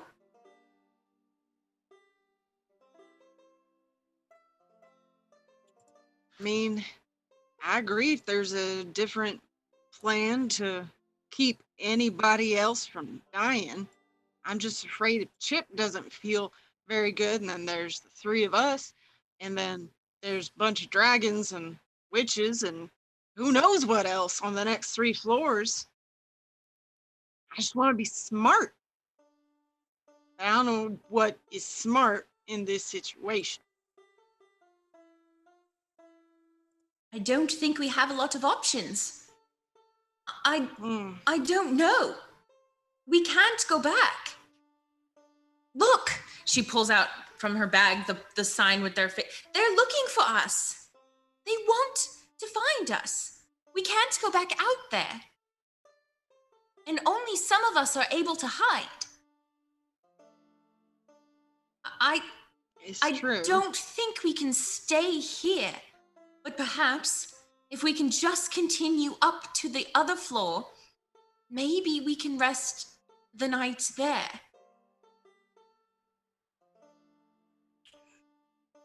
Soraya's right. At this point, we have to keep going forward. And hey, we'll be fine. Right? Yeah. Just might take a couple more of these scrolls that are around here, just in case. So Chip will pull out a couple of the scrolls that are in like the cure moderate wounds and the scroll of dispel magic and all of that jazz to kind of prepare what he can do today. Sure. You do all of your preparations, take care of everything. Where do you go? Time to go up, right? Right. Miyuki, maybe you wanna... Well, since you're the one that really is gonna get up in people's faces, maybe you wanna eat that other stone. Oh. Okay. Sure. Yeah. I will do that. And you watch as Miyuki swallows the other steadfast gut stone. It doesn't seem like she should really be able to fit this rock in her mouth. But somehow, it's not that bad. I mean, I feel a little fuller now, so... Soraya's going to go out into that hallway and go up to the door that Chip had previously told them that it sounded like there were stairs. And she's just going to open the door. Yeah. Just swinging the door wide open. And sure enough, there are stairs headed up. All right, up we go. Yeah. We go up. Heading up the stairs, you find yourself in an upstairs landing facing a door. Perception check at the door. Okay. Remember, -5. Well, that's a 19 plus 10, so 29 minus 5, 24. 24. You hear like a rattling? A rattle. No. Maybe it was just something falling. You aren't really able to figure out what sound you heard, but you heard something. There's something in here. Oh, okay. Like big something, maybe, or small something? Just like something. Does anyone have a way of locking the door from the outside? Oh. No, but I could try and see what's in there. You can try. So Chip will use his ability. He gets down on the floor and he starts just tapping away, trying to listen for any vibrations in the ground. And as you sit there listening to these echoes, these vibrations, all you really sense past this door is a very narrow room and some boxes and barrels, maybe. Okay. There's nothing on the floor, maybe some boxes and barrels, but I'll go. And Chip will open the door quietly. Are you doing stealthily? Yeah. Yeah. Yeah. Yeah. A -3 to stealth. All right. So that's a 0. Chip, like, Oh, full- Ben, you had an auto succeed. I'd like to use my auto succeed. I would appreciate it if I could use an auto succeed. I have it. I would like to use it. Maybe Please. if you bought her flowers sometimes. Katie, why would Katie? Wowza. Gotta earn it, man. Katie! You guys have been through a lot tonight. I'll let you use your auto succeed. Oh, thank goodness. And By you the way, open door. Delirious gave you an auto succeed, Jamie. So Yes, thank you, Delirious. Indeed, you see several boxes and barrels are stacked waist high at the end of this broad hallway. It appears to be sacks of bone meal, barrels of pickled fish, even some produce like potatoes and onions. You also see a set of double doors to your right and left, the east and west, about halfway down this hallway. and these stairs keep going up, correct? They do. Well, I don't like that. Let me double check that for you. Yeah, they do continue up. Well, should we head in? Yeah. Okay, as Jim would say. And Chip will step into the room. He will use his door sight ability again, pounding on the ground, trying to listen past the door, making minor taps in the ground to hear what is to the west. The west. As you sit there waiting for these vibrations to come back to you, Uh-oh. you get the feeling that this is some type of kitchen. You get a feeling of some tables, an iron stove, a giant pot, like a cauldron, but you don't feel any creature on the other side of this door. Am I the only one in this hallway? Yes. Apparently you No, are, yes. Soraya's with you. He'll do the same thing on the other side. On the other side, you wait for these reverberations coming back. You get the sense that this is a fairly small room. You feel a table, some type of chair, a basket. Otherwise, it's an empty room. Okay. All right. He'll gesture to the east and say, You know, let's try this one first. and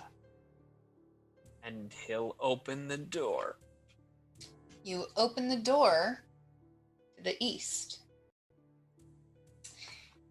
Inside, this is a sitting room. which contains a table in the northeast corner on which rests an attractive... Sorry, I had to make sure I was on the right page. Contains a table in the northeast corner on which rests an attractive glass oil lamp atop a dolly. A rocking chair sits in the southwest corner next to a basket containing yarn, knitting needles, and a half-completed mitten.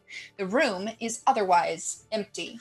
You notice there are 3 doors, one in front of you and one to either side. Seems very granny-esque area around here, and I don't like it. All right, go in and just start working our way around. Does that sound good? Yeah. I do have one possible suggestion, Chip. Yeah. If you think there's no danger behind us through that other doorway in the hall, perhaps we could use that as a fallback area if we have to. Things get really tight around here. We want to have less room to move around in. I like that idea, Skeslin. Why don't we open it up and check it out? So that door that Chip had described as possibly a kitchen area, I will go ahead and open.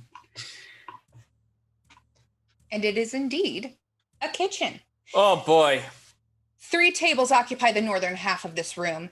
A 5-foot square extrusion with a small access door on its western face runs from floor to ceiling just south of the eastern doors. A gigantic cast iron cauldron stands in the southeast corner with wood stacked beneath it. A large iron stove with twin flue pipes running into the walls dominates the southwest corner. Okay. Gonna have the zombies walk into there, sort of like take up a position and leave them there. Noticing that there's really only one other door in this room, I think I'd like to clear it. Sure. Before we do that, Geslin, everybody needs to hold where they are on the map. Okay. As you enter the room, you start to hear metal ripping, and you turn around to see this oven ripping itself off of the wall. No. And lurching forward to slam your zombie, I guess, because it's the closest thing there. We're going to roll initiative. Oh my goodness. Oh boy. 19. Give me just 1 second. Do you guys remember when we were having so much fun? And we 19 for Can we Soraya. go back to the bar? Happy-go-lucky. Was so much more fun when we were at the bar. 19 for Soraya. Who else? 18. 18 for Miyuki. Mm-hmm. I also had 19, and I add 5 to initiative. All right, Chip. 7. 7. Well, sadly, for you, not for me, this stove, this iron stove, rips itself off of the wall as a surprise round. Skeslin, you turn around and get the first action. What would you like to do? Order the zombie troll to smash the damn stove. Probably feeling more exasperated than alarmed or angry. Like, serious? Okay, kill the stove. Fine. And I'll have the troll swing down with its giant battle axe, which I assume that's what it was armed with, yes? Yes. All right, battle axe coming in. 15. 15 does not hit. Does not hit. Okay, that's not my favorite thing to hear. But luckily, I have more zombies. The Wikka-Whack zombie is actually just going to. Let's see.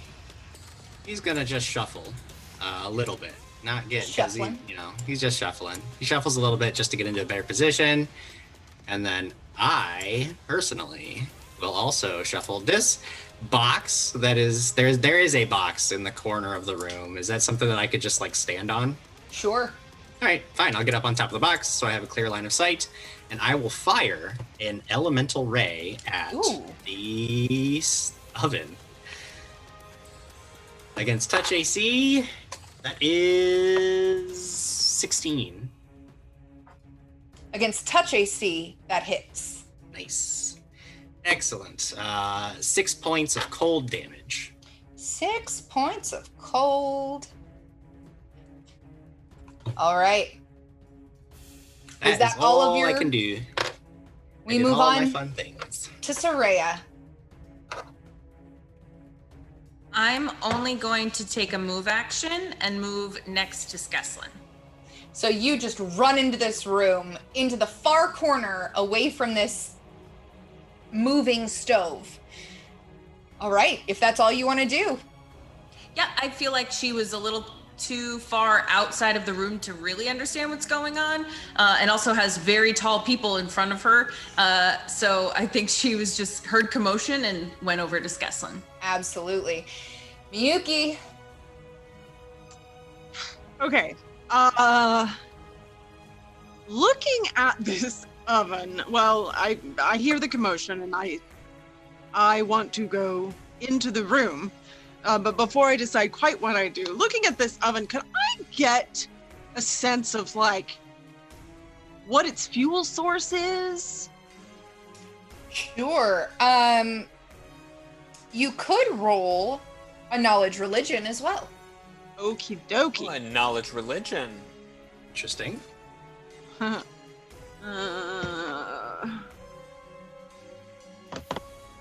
Wow. So that's a 10. You're not sure, but looking at it, you do know that the wood inside of it, as it like opens its front door, as it opens its front door, you can see like the logs inside of it providing the heat and the fuel for it. So what if I were to use swipe to try and take its fuel? Would it work that way? First of all, because I think I could. I mean, it would be in my hands, so that would be bad news. But my goal would be to drop it. Roll. No, because you rolled a religion, so you could attempt to swipe some of the wood. Yeah. Okay. Why not? Let's try it. So I will move. If I moved Just here, or do I need to go like over here? Where's Are here? Oh, you- sorry. I always think you guys can see me when I'm holding it.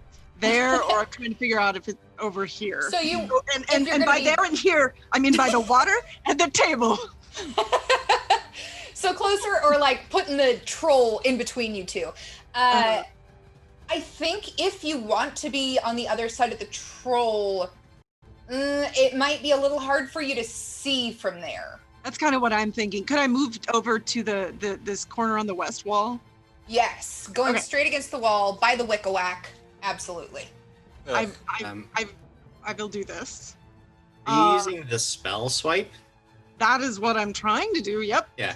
You can actually choose whether it teleports into your hand or rests at your feet. You don't have to be holding it. I like this better. Yeah. Yeah. I can go back to the right page, finding all the pages. Okay. It says it's instantaneous. CMB check. CMB. All right. But you add your caster level and your charisma modifier to the roll. Yes. Okay. CMB is. I see CM. I see CM. So the way There's this is, it's a CMB check, but it's modified because it's a spell CMB check. It's a little different. So what'd you get on the die? Okay, so I roll a die. We're all learning. Roll a d20. You guys are excited to learn. Okay, I got a 5, which sounds good. Oh no. Okay, so your caster level is 5, so it becomes a 10. And then what's your charisma modifier? My charisma modifier is +4. So it's a 14 total. I got a 14. Thank you. 14, and your magic reaches out, almost like this. The extension of your fingers reaches out forward into this oven, and goes to grab these logs and misses. That was a great setup. Not a good punchline. But it's my turn, and now there's a living creature in front of me, and close enough to me that my little oven, the gobbler, is gonna take a little scoochy scooch forward to Miyuki No. and attempt a bite. This Really? sounds like if she succeeds on her bite, a worse thing will very quickly happen to you. Yep. 26 to bite you. Oh boy. So now a worse thing happens to you. Oh, okay. Yeah. Well, that would bite me. I do believe. You're going to take 12 points of damage from the bite. And as it clamps the door and the top of the oven onto you, it attempts to grab you. Mm-hmm.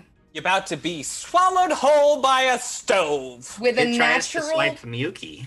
20. Natural Oh. 20 on the grab. Jeez, Jamie. Total of the CMB is a 31. Oh boy.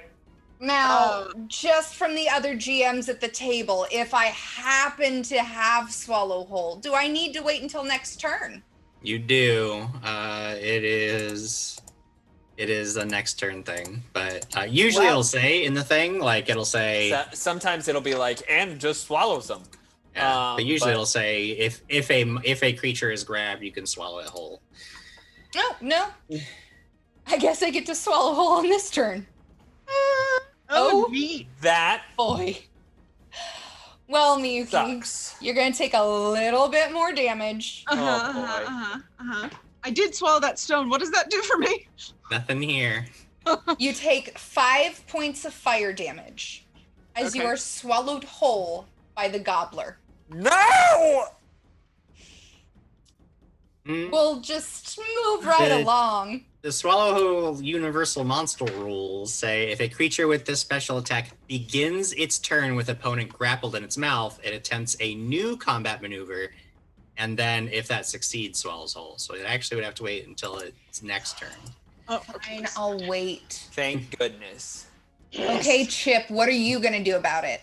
Well, since it's grappled, Grappled it for you. I'm gonna go grapple the grappler. Okie dokie. So now I, because I am fatigued, it's become a lot harder to grapple. Right. But he's going to do this to try and rip Miyuki out of there. Please be good. 9. You know, surprisingly, that's not going to do it. You just go for the pipes that were connected to the wall, but you notice now, these are spewing smoke into the room at this point. I should have taken Fire Belly today. Okay, sorry. All right. Back to the top of initiative order. Skeslin, you're watching this all go down from the back corner. What do you do? Sure. Well, I'll take a step forward to climb up on the table that is in front of me to get a better angle at all this nonsense. Yeah. While still screaming at the zombies to smash the damn stove. So the troll better this time with a dirty 20 to hit. That will hit. All right. The troll slams down with the battle axe, dealing damage that I wish was better. That is going to be 9 points of damage. 9 from points. The ice troll. You watch as this battle axe comes down and almost glints off one of the decorative edges and doesn't really seem to do anything to this oven. Okay, well, I mean, whatever. Gotta keep going. Gotta keep smashing. The Wikka-Whack zombie is going to do not very good with a 10 total, so no. Not gonna do it. But I will fire another elemental ray. Probably pretty smart. And that against touch AC is going to be 22. Oh, yeah. Yeah, that hits. So we're talking about, oh, that is a leaner. We're talking about 4 points of cold damage. 4 points of cold. That's all I can do. All right. We move on to Soraya. I'm just gonna cast Cure Light Wounds on Miyuki. Just try to keep her alive for as long as I can. Oh! What is the range on Cure Light Wounds? 30. Okay. Yeah. All right. So you're gonna get. Oh, I rolled an 8. 8 plus 5. Woo! 13. Thank you. Well, 13 wow. points. That's more than I needed, so thank you. you got it, and that's it. Miyuki, it is your turn. Okay, hear me out. So I have a flask of, let me find it. A flask of liquid ice. If I wanted to, like, pop it open and pour it in here, could I do that without killing myself? You're currently grappled. So Yes. you wouldn't be getting out of its grapple, but you could Right. Takes one grab hand. the flask and, like, throw it in. Okay. Yeah, I want to do that. So you grab it just for crits and giggles. Roll me a d20 as long as it is not a natural 1. It's a 4. Okay. Jeez, that was It so goes not in. close. I know I said not a natural 1. Wait. I have an auto succeed. Can I use that for this? No. No. Is it considered but- an attack? Okay. Hold on. Was Where's the the 4 on your die, or did you add your ranged attack to that? Oh, no, the 4 was just on my die. Did not add a ranged attack. Add your range attack. Because that'll help quite a bit. Give me the right page. Okay. That is a... Wait. Oh my gosh. Sorry. Finding things on this Shooting page. with your bow, what do you add? Shooting with my bow is just a +1. So that makes your 5. total of 5, Right. which is just enough. Roll that damage. Okay. Against touch AC? Wow. Oh, against touch. Should That's be. not enough. Yeah. Well, Oh, if I I was just- use 2 edges, now is it enough? It is grappled. It is And I- enough. Duh. It is enough. Okay. The damage for this one is 1d6. 1d6 points. Okay. I gotta roll the best d6. This one's Yeah. good. Okay, it gave me a 3. So 3 plus 1, I believe. It's just 3 points of damage. It's just 3. It's 3. just 3 points of cold But it's damage. ice damage, and clearly fire hates ice. So Yep. Well, you watch as you throw this thing at, like, the semi-open mouth of this oven, and it actually puts out a little bit of the fire in there. So, good job. Wow. this seems good.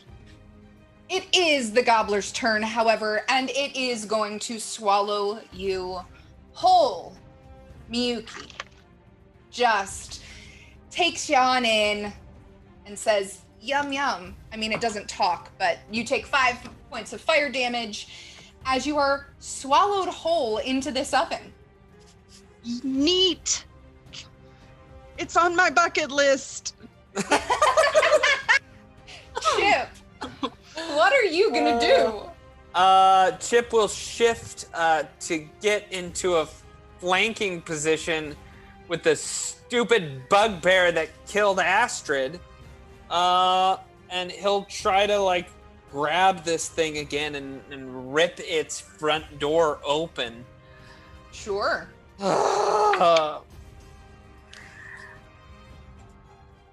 Go ahead, Jamie.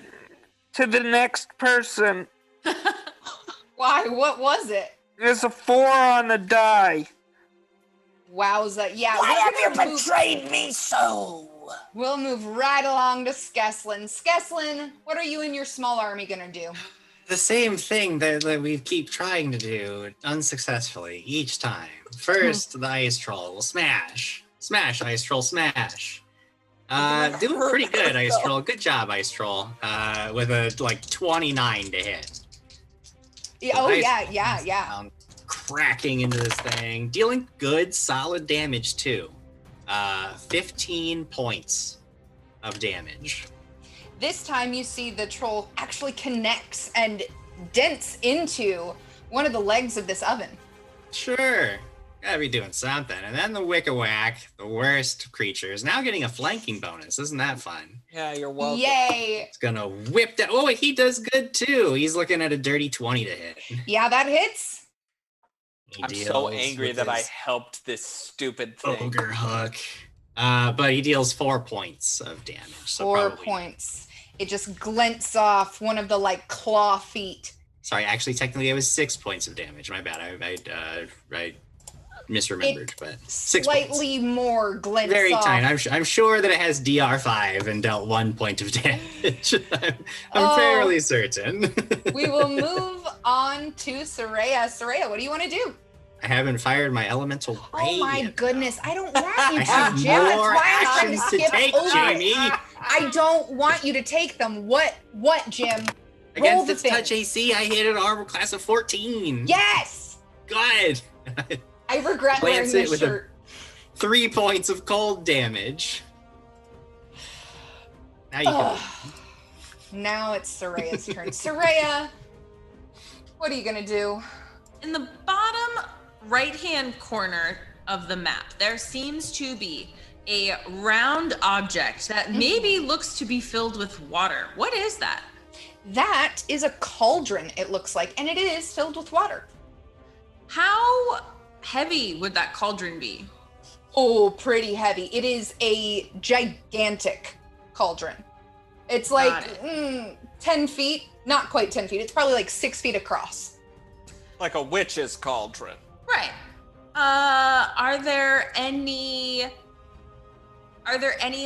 bowls or cups or anything like that around this room? You don't really see anything like that in this room. You saw some downstairs in the mess hall, but doesn't appear like anything made its way back up here. All right. Well, then in that case, I'm just going to cast a firebolt at this oven. Okay.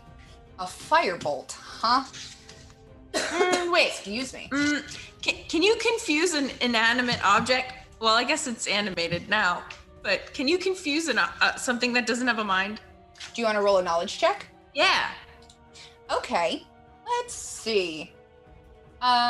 Roll me a knowledge arcana. Well, maybe I don't want to roll.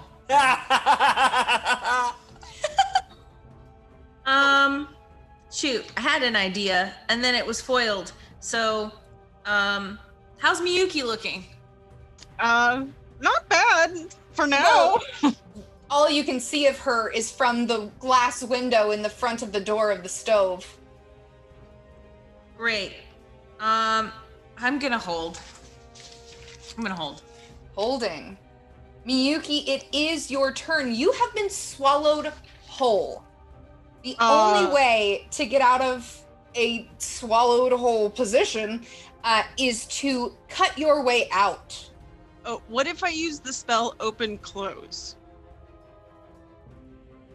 Would I be able to do that? Very interesting.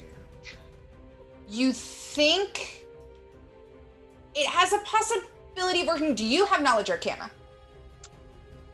Knowledge arcana. She got knowledge everything. Yeah, I have not. Oh, well, I do. Yes.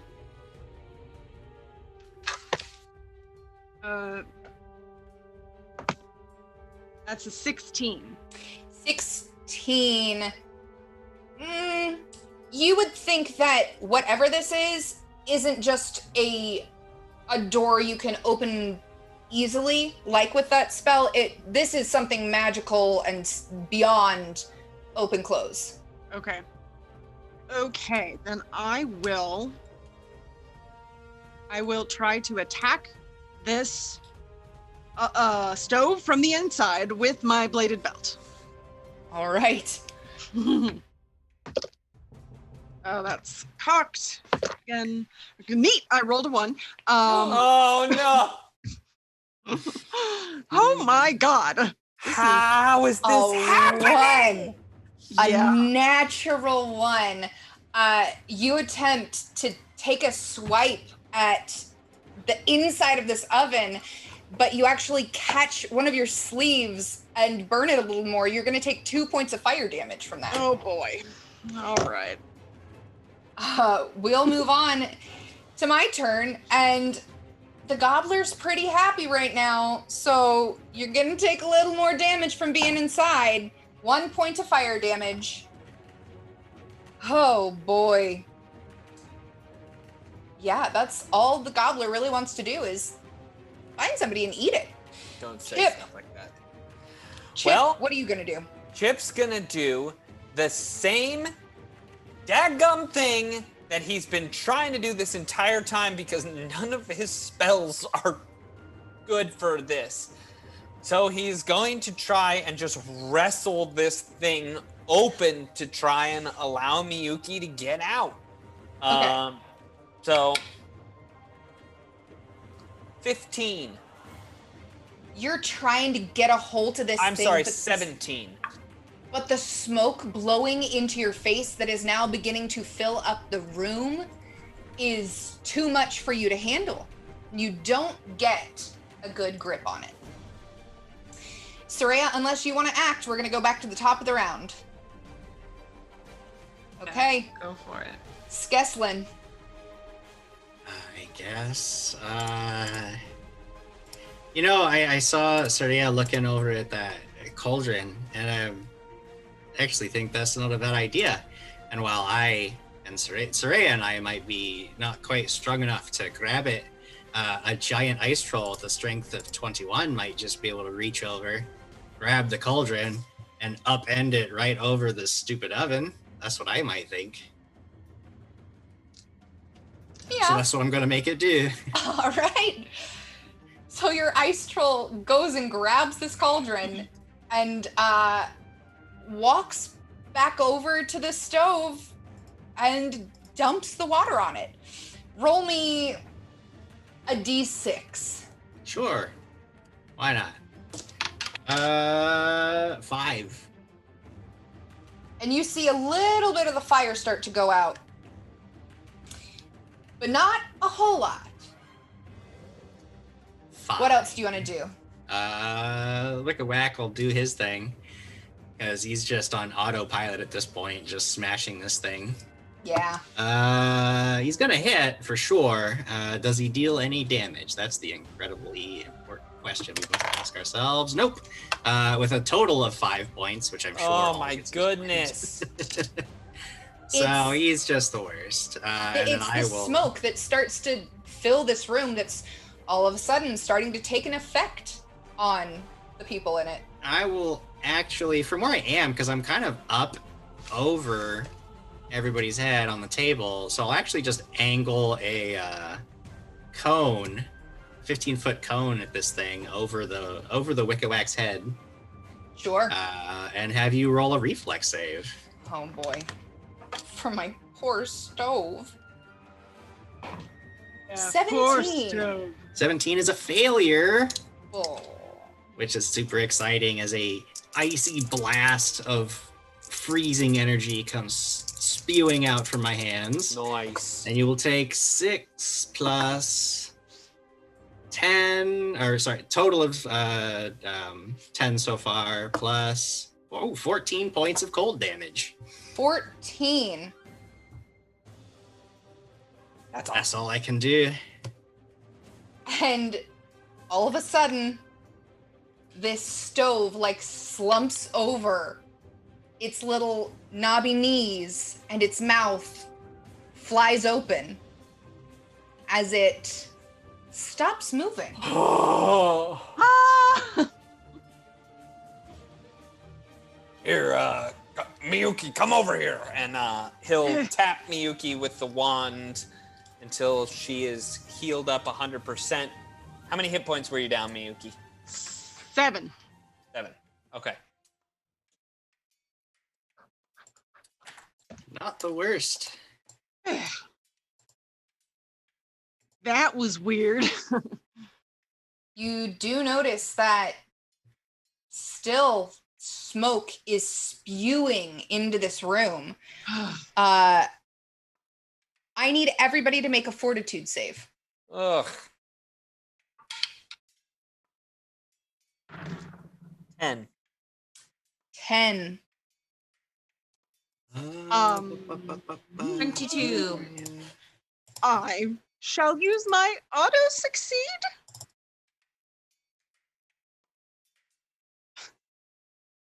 I thought I only said on skills. Did I say? You might have. Just Yeah. try. Yeah, only then skills. Megan's got- trying to pull one over your head, Jamie. Not intentionally. Then I got a 4. 4. What about Skeslin? 13. 13. Chip, Skeslin, and Miyuki, you, like, the smoke starts to take over the room and you begin choking and coughing. We need to work in rounds. What do you do? Yeah. Yeah, getting out of the room for sure. So Yeah. Well, are there any windows in this room? It appears as if there are 4 windows in this room, 2 to the west, 2 to the south, but they have been boarded over. This is the worst house. I've never been in a worse house in my life. it's a clock tower, Jim. Like this is not like what a weird clock tower. Okie dokie. You The keep weirdest saying place. clock tower, but it's also like a garrison. I mean, Well, I it's the I worst. think we try to get out. Yeah, I mean, there's Yeah. nothing else to Mostly. do at that point because there's too Yeah. much smoke in the room. Can I open the door that's right in front of me? Sure. Yes. Yeah, do it. Do it. Stealthfully. Stealthfully. Roll I me will that roll stealth stealth. check. Here comes 18 on the die. 22. 22. Inside this room, there are crates and barrels filling this storeroom, and a rack hangs on the eastern wall, dangling with kitchen equipment and utensils. Above a shelf covered in small glass containers, shallow laundry basins stained a rusty brown inside sit in the southeast corner. A faint, sickly sweet odor hangs in the air. Do the windows also look boarded up in here? Yes. Oh, okay. Jamie, what would it take to unboard those windows? Like, I'm right there. Can I rip them off there? Can I rip them out of there and open up the window? Yeah, give me a good old strength check. Great. I can Oh, aid him. Finally, a good roll. And I'm just doing the one closest to me. Yeah, I see it. That's a 15 on the die, but I'm fatigued, so that's going to be a 17. 17, you're able to get like one of the bigger boards off of this window, and you see smoke start to like flow out onto the street. All right. What do you do? I mean, is that window like open now, you would say? That one would be considered open, yes. And you can see that even with that, the amount of smoke in the room is considerably less, especially because that is the window next to the flues that are still attached to the wall. Well, he'll shift over to this other one and do the same thing over there. That's right in the corner with the where the creature was. Yeah, give me a quick strength check. That's going to be a 16. Yeah, you're able to open both of those windows. The smoke seems to be thinning out a little bit. This place is the worst. I think that might be an understatement. We should keep moving. Yeah. Soraya's gonna go back out to this main hallway and wait for the rest of the group. I'll come too. Y'all Yeah, are the we'll get up least there. lootinous party I've ever met. I was gonna say loot the room, but I'm a druid. She doesn't I'll- care. I'll look around. Chip will look around. Chip takes a look around. In the kitchen, you take a look at this cauldron, and it looks pretty fancy. Yeah. In the pantry, really, there's nothing of note in here besides those laundry basins, and then a glint of a small container, one of those glass like jars on the shelf catches your eye. Oh, detect magic. You detect magic on the small container, yes, in the pantry. What kind of magic is it? While I am spell crafting it. Natural 20 on the spellcraft. That would be a 28. 28. You recognize 25. I'm this- sorry. 25. 25. You recognize this as necromancy. And you pull down this little container and you see 2 blood red crystal lenses. And you know these to be Death Watch eyes. And you notice on the side of the jar, it's labeled MM for Yuki meter. Hey, we got the Yuki meter. What do Death Watch eyes do? The wearer gains the constant effects of the Death Watch spell. So you basically know if you can look at a creature and say it's healthy, it's undead, it is a construct, it is fragile, it is nearly dead. There's like a list of different. You can see basically how close it is to death. Yeah, it's really actually an incredibly useful spell. I would imagine that we hit that Muki meter thanks to the Wild Ferret gifting 10 subs. Just Oh. Oh my goodness! Thank you, Make it Wild happen. Ferret. Jamie, are these things that like always can be used, or like? They're like contact lenses, basically, but they are blood red. Oh, that's gross. Oh, they're so cool. That's creepy. You're not gonna wear them. I'm gonna wear them. It does like. Chip thinks about it real fast, and it's very useful for Chip, but it just doesn't seem like a Chip thing. Yeah. I'll let Seems like a Skeslin wear Skeslin them. thing. Yeah, I'll let Skeslin wear them. Oh yeah, look at that. Oh, And were you so gonna take a cool. look at the cauldron or no? Yeah, I'll look at the cauldron too. I'm assuming it's got necromancy on it as well. It does not. Oh, how interesting! But then Transmutation. I rolled a total of a 7 for my spellcraft. Hey, did you all want to check this out? It's magical. Oh, P.S. Kesslin, here's some contact lenses so that you can tell when anything's close to dead. Oh. Sounds good. Soraya will sigh and she'll go in and she'll look at the cauldron. Well, I don't know if I'm going to be much better than that. 12. Well, I don't think that's. Nope, that is not gonna do it. All right. I will step into the room.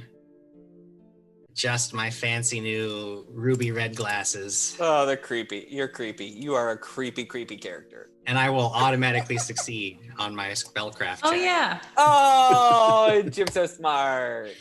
Keslin, you recognize this as a cauldron of brewing. It looks like a fine cooking pot with 4 stout legs. It's capable of heating any liquid placed in it to a precise temperature, anywhere from above room temperature to hot enough to boil salt water, and maintaining it indefinitely while only slightly warm to the touch on the outside. It also provides a +5 competence bonus on craft alchemy skill checks. Oh, isn't that nice? If anybody wants soup, a hot soup forever, this is your cauldron. Oh. I mean, that's not a thing, I guess. It's actually kind of one of those things that if you live in a world of magic would be one of the greatest things to have, but no adventurers really carry them around, you know? Right. Well, maybe we should be the first. Chip, real quick, Yeah. make me a perception check while you were looking in the pantry. 24. Now you're like, what is with you? Remember I mentioned those laundry basins that were stained brown? Yeah, are they like really cool laundry basins? You start looking over there in that corner and you notice there are hooks above them in the ceiling. Like things were hung up there? Yes, and they're not dainty hooks. I won't, I'll just kind of keep that information to myself. It doesn't seem like something that... It doesn't seem like what we've went through yesterday. It would be like a very... We already know that they're gross. We already know that they're doing terrible things. We don't...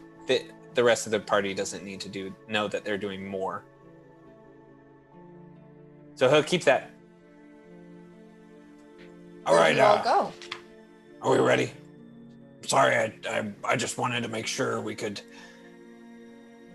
understand where we're at a little bit better. Yeah, I'm ready. Let's do it. All right. We'll open the door. And then we'll go into this room. You re-enter the sitting room. There are 3 doors.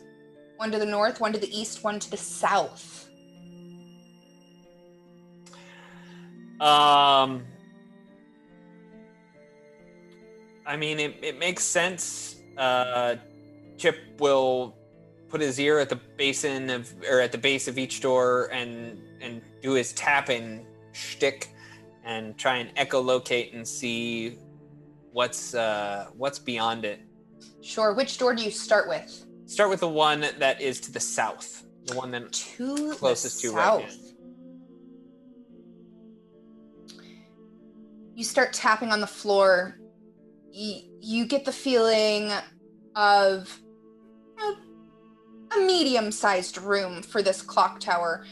There is a bed, 2 tables, a desk, a chair, a dresser, and you feel like a stack of toys and That's 2 creepy. feet. He'll say, A stack of toys and 2 feet in this room. and he's gonna go then to the one to the east, to this kind of thinner door, and very lightly tap. You feel what feels like a wash closet. There, it seems to be a bath and a privy. There's a bathroom. Anybody gotta go? I mean, if you got to, it's right there, so. And he'll go to the one to the north. To the north,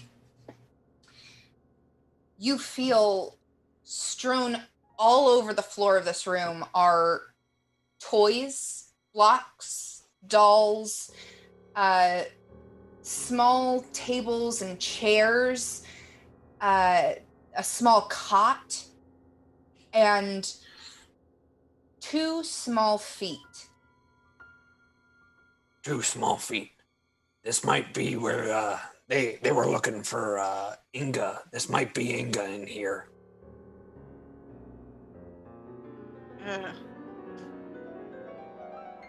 Maybe we should go deal with the problem and then come back and get Inga. The feet are okay, because for a second, you saying feet, I was like, are they still attached? I don't know what to expect in this place. So, yeah. It's a fair question. All right. Well, then I'll step up and I actually just want to do a perception check on the door to the south. I'm not really trying to listen through it, so. Sure. Remember, you're just looking at it. Yeah, looking at it. Gotcha, Jamie. Gotcha. That is a 15. 15. You take a look at this door. Here's like a normal door. However, you like slide your finger over the door handle, and it is definitely locked. Definitely locked? Oh, Mhm. That's fine. I cracked my knuckles like, oh, I've been waiting to tackle this. I've been studying locks a little bit, and I think I found a way. I see I can manipulate things, with my magic. And I thought that it doesn't matter. Just watch this, everyone. And I will cast knock, focusing on the door, trying to unlock it with my mind. Tell me what that does. Basically, I make a check, and it is based, the DC of the check is based on the quality of the lock.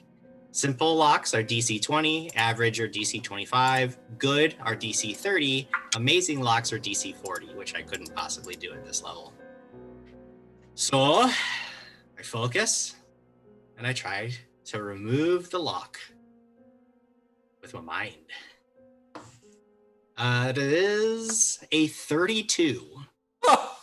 I couldn't possibly do 40. I couldn't. So I did roll a 17 on the die. You hear a small click.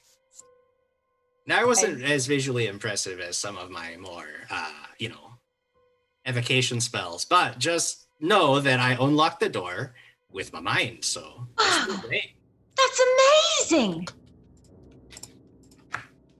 Proud I of think you. so too. Proud of you. Then I will open the door. You open the door. The walls of this cozy bedroom are painted powder blue. A bed occupies the east side of the room, its headboard pushed against the wall with a nightstand on either side. A desk and chair sit next to the south wall. A dresser with a large mirror above it is pushed against the west wall. A curtain rod is affixed above the mirror with curtains pulled away to either side. And you open this door, and you see something you may have never seen before, Skeslin. A pile of toys and gears with a cracked porcelain doll's head staring at you from the far southeast corner. Sure. The most important question that we need to ask ourselves, since I now have a constant, or I can use Death Watch as constantly, is I would know if any of these objects are constructs, undead, or living creatures. Sure, this little doll-headed thing is undead. Oh, good. Time to kill it. I immediately begin casting an offensive spell, so you tell me when it's time to roll initiative. Yeah, we're gonna roll initiative now. Okay. Yeah, we should probably do that. Finally! 9. 19. 19. 8. 11. 11. And then mine. Let's see. Now, Jamie, I see 2 things on this board, but you seem to only have described 1. You haven't entered the room. You don't have line of sight. Just calm down. I don't want to enter the room. Well, don't then. See what happens. All right. Skeslin, I'll let you get off the surprise round because you see it and you're like, I kill it. Do it. Yep. Yeah. I cast Fiery Shuriken and fire all 3 Shuriken as part of casting the spell at this creature. Oh boy. So there's 3 touch attacks. The first one will hit armor class 12. Armor class 12. Yeah, that flat-footed and touch. So that hits. The second one is a 13, so that's 1 better. So that'll do it. Yep. And the third one will hit. Oh, that's 16 on the die. So that's going to be 3d8 points of fire damage. Gross. Yeah. That is 3 plus 2 plus 8. Ooh, nice. So 5 plus 8 is 13 points of fire damage. And that was just a standard action, so that's a surprise. That's a legal surprise round. Oh.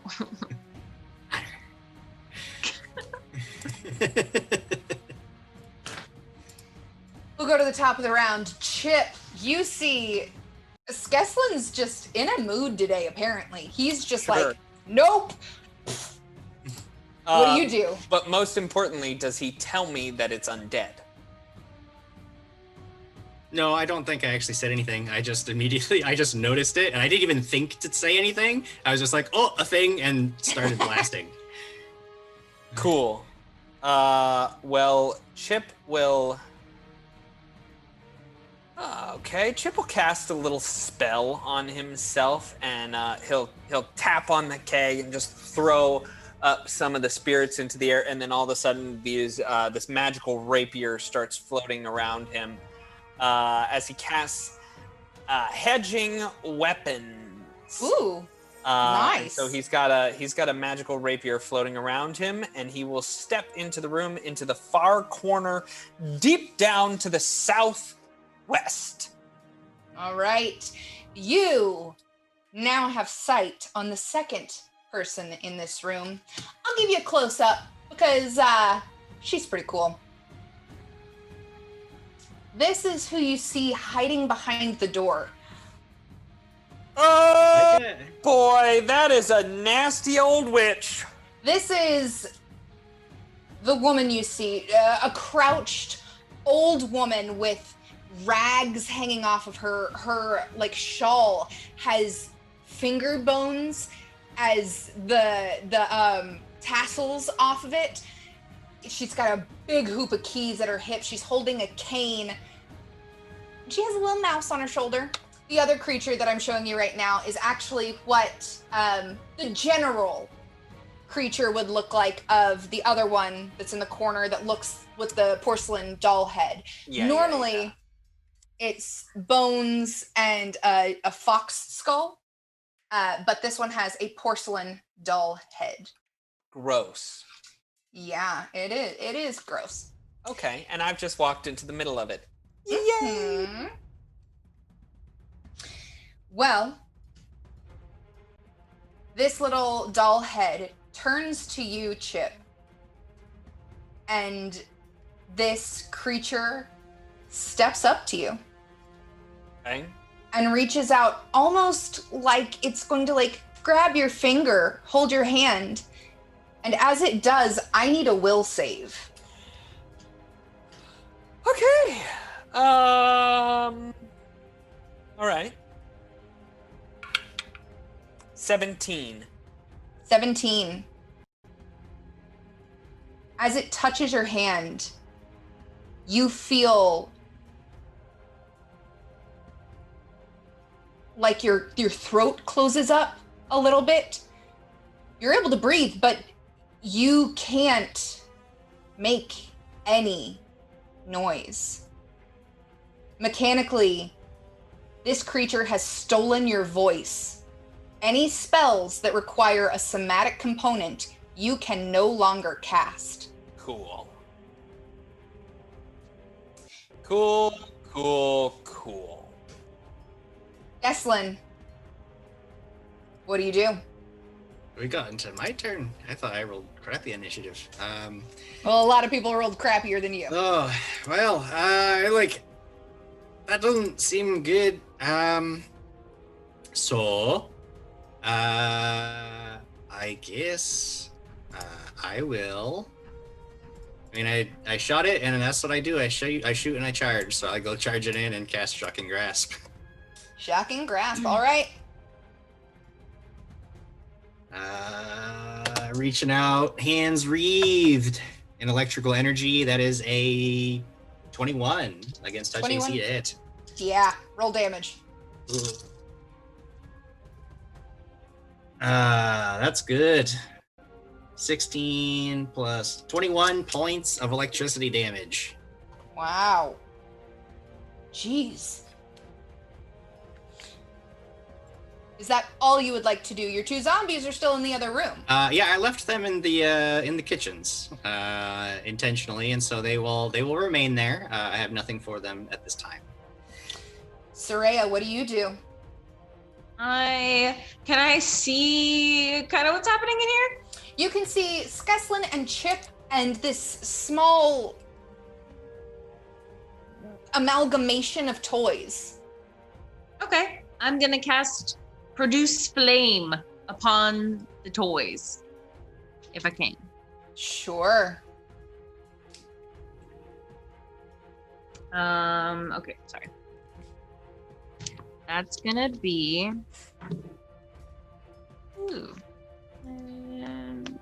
16 to hit. 16 touch. Yes. Yeah, that hits. Sweet. It's gonna be 4 plus 5, 9 points of damage. 9 points of damage. And Skeslin, you're looking at this thing, and it doesn't look good. Miyuki.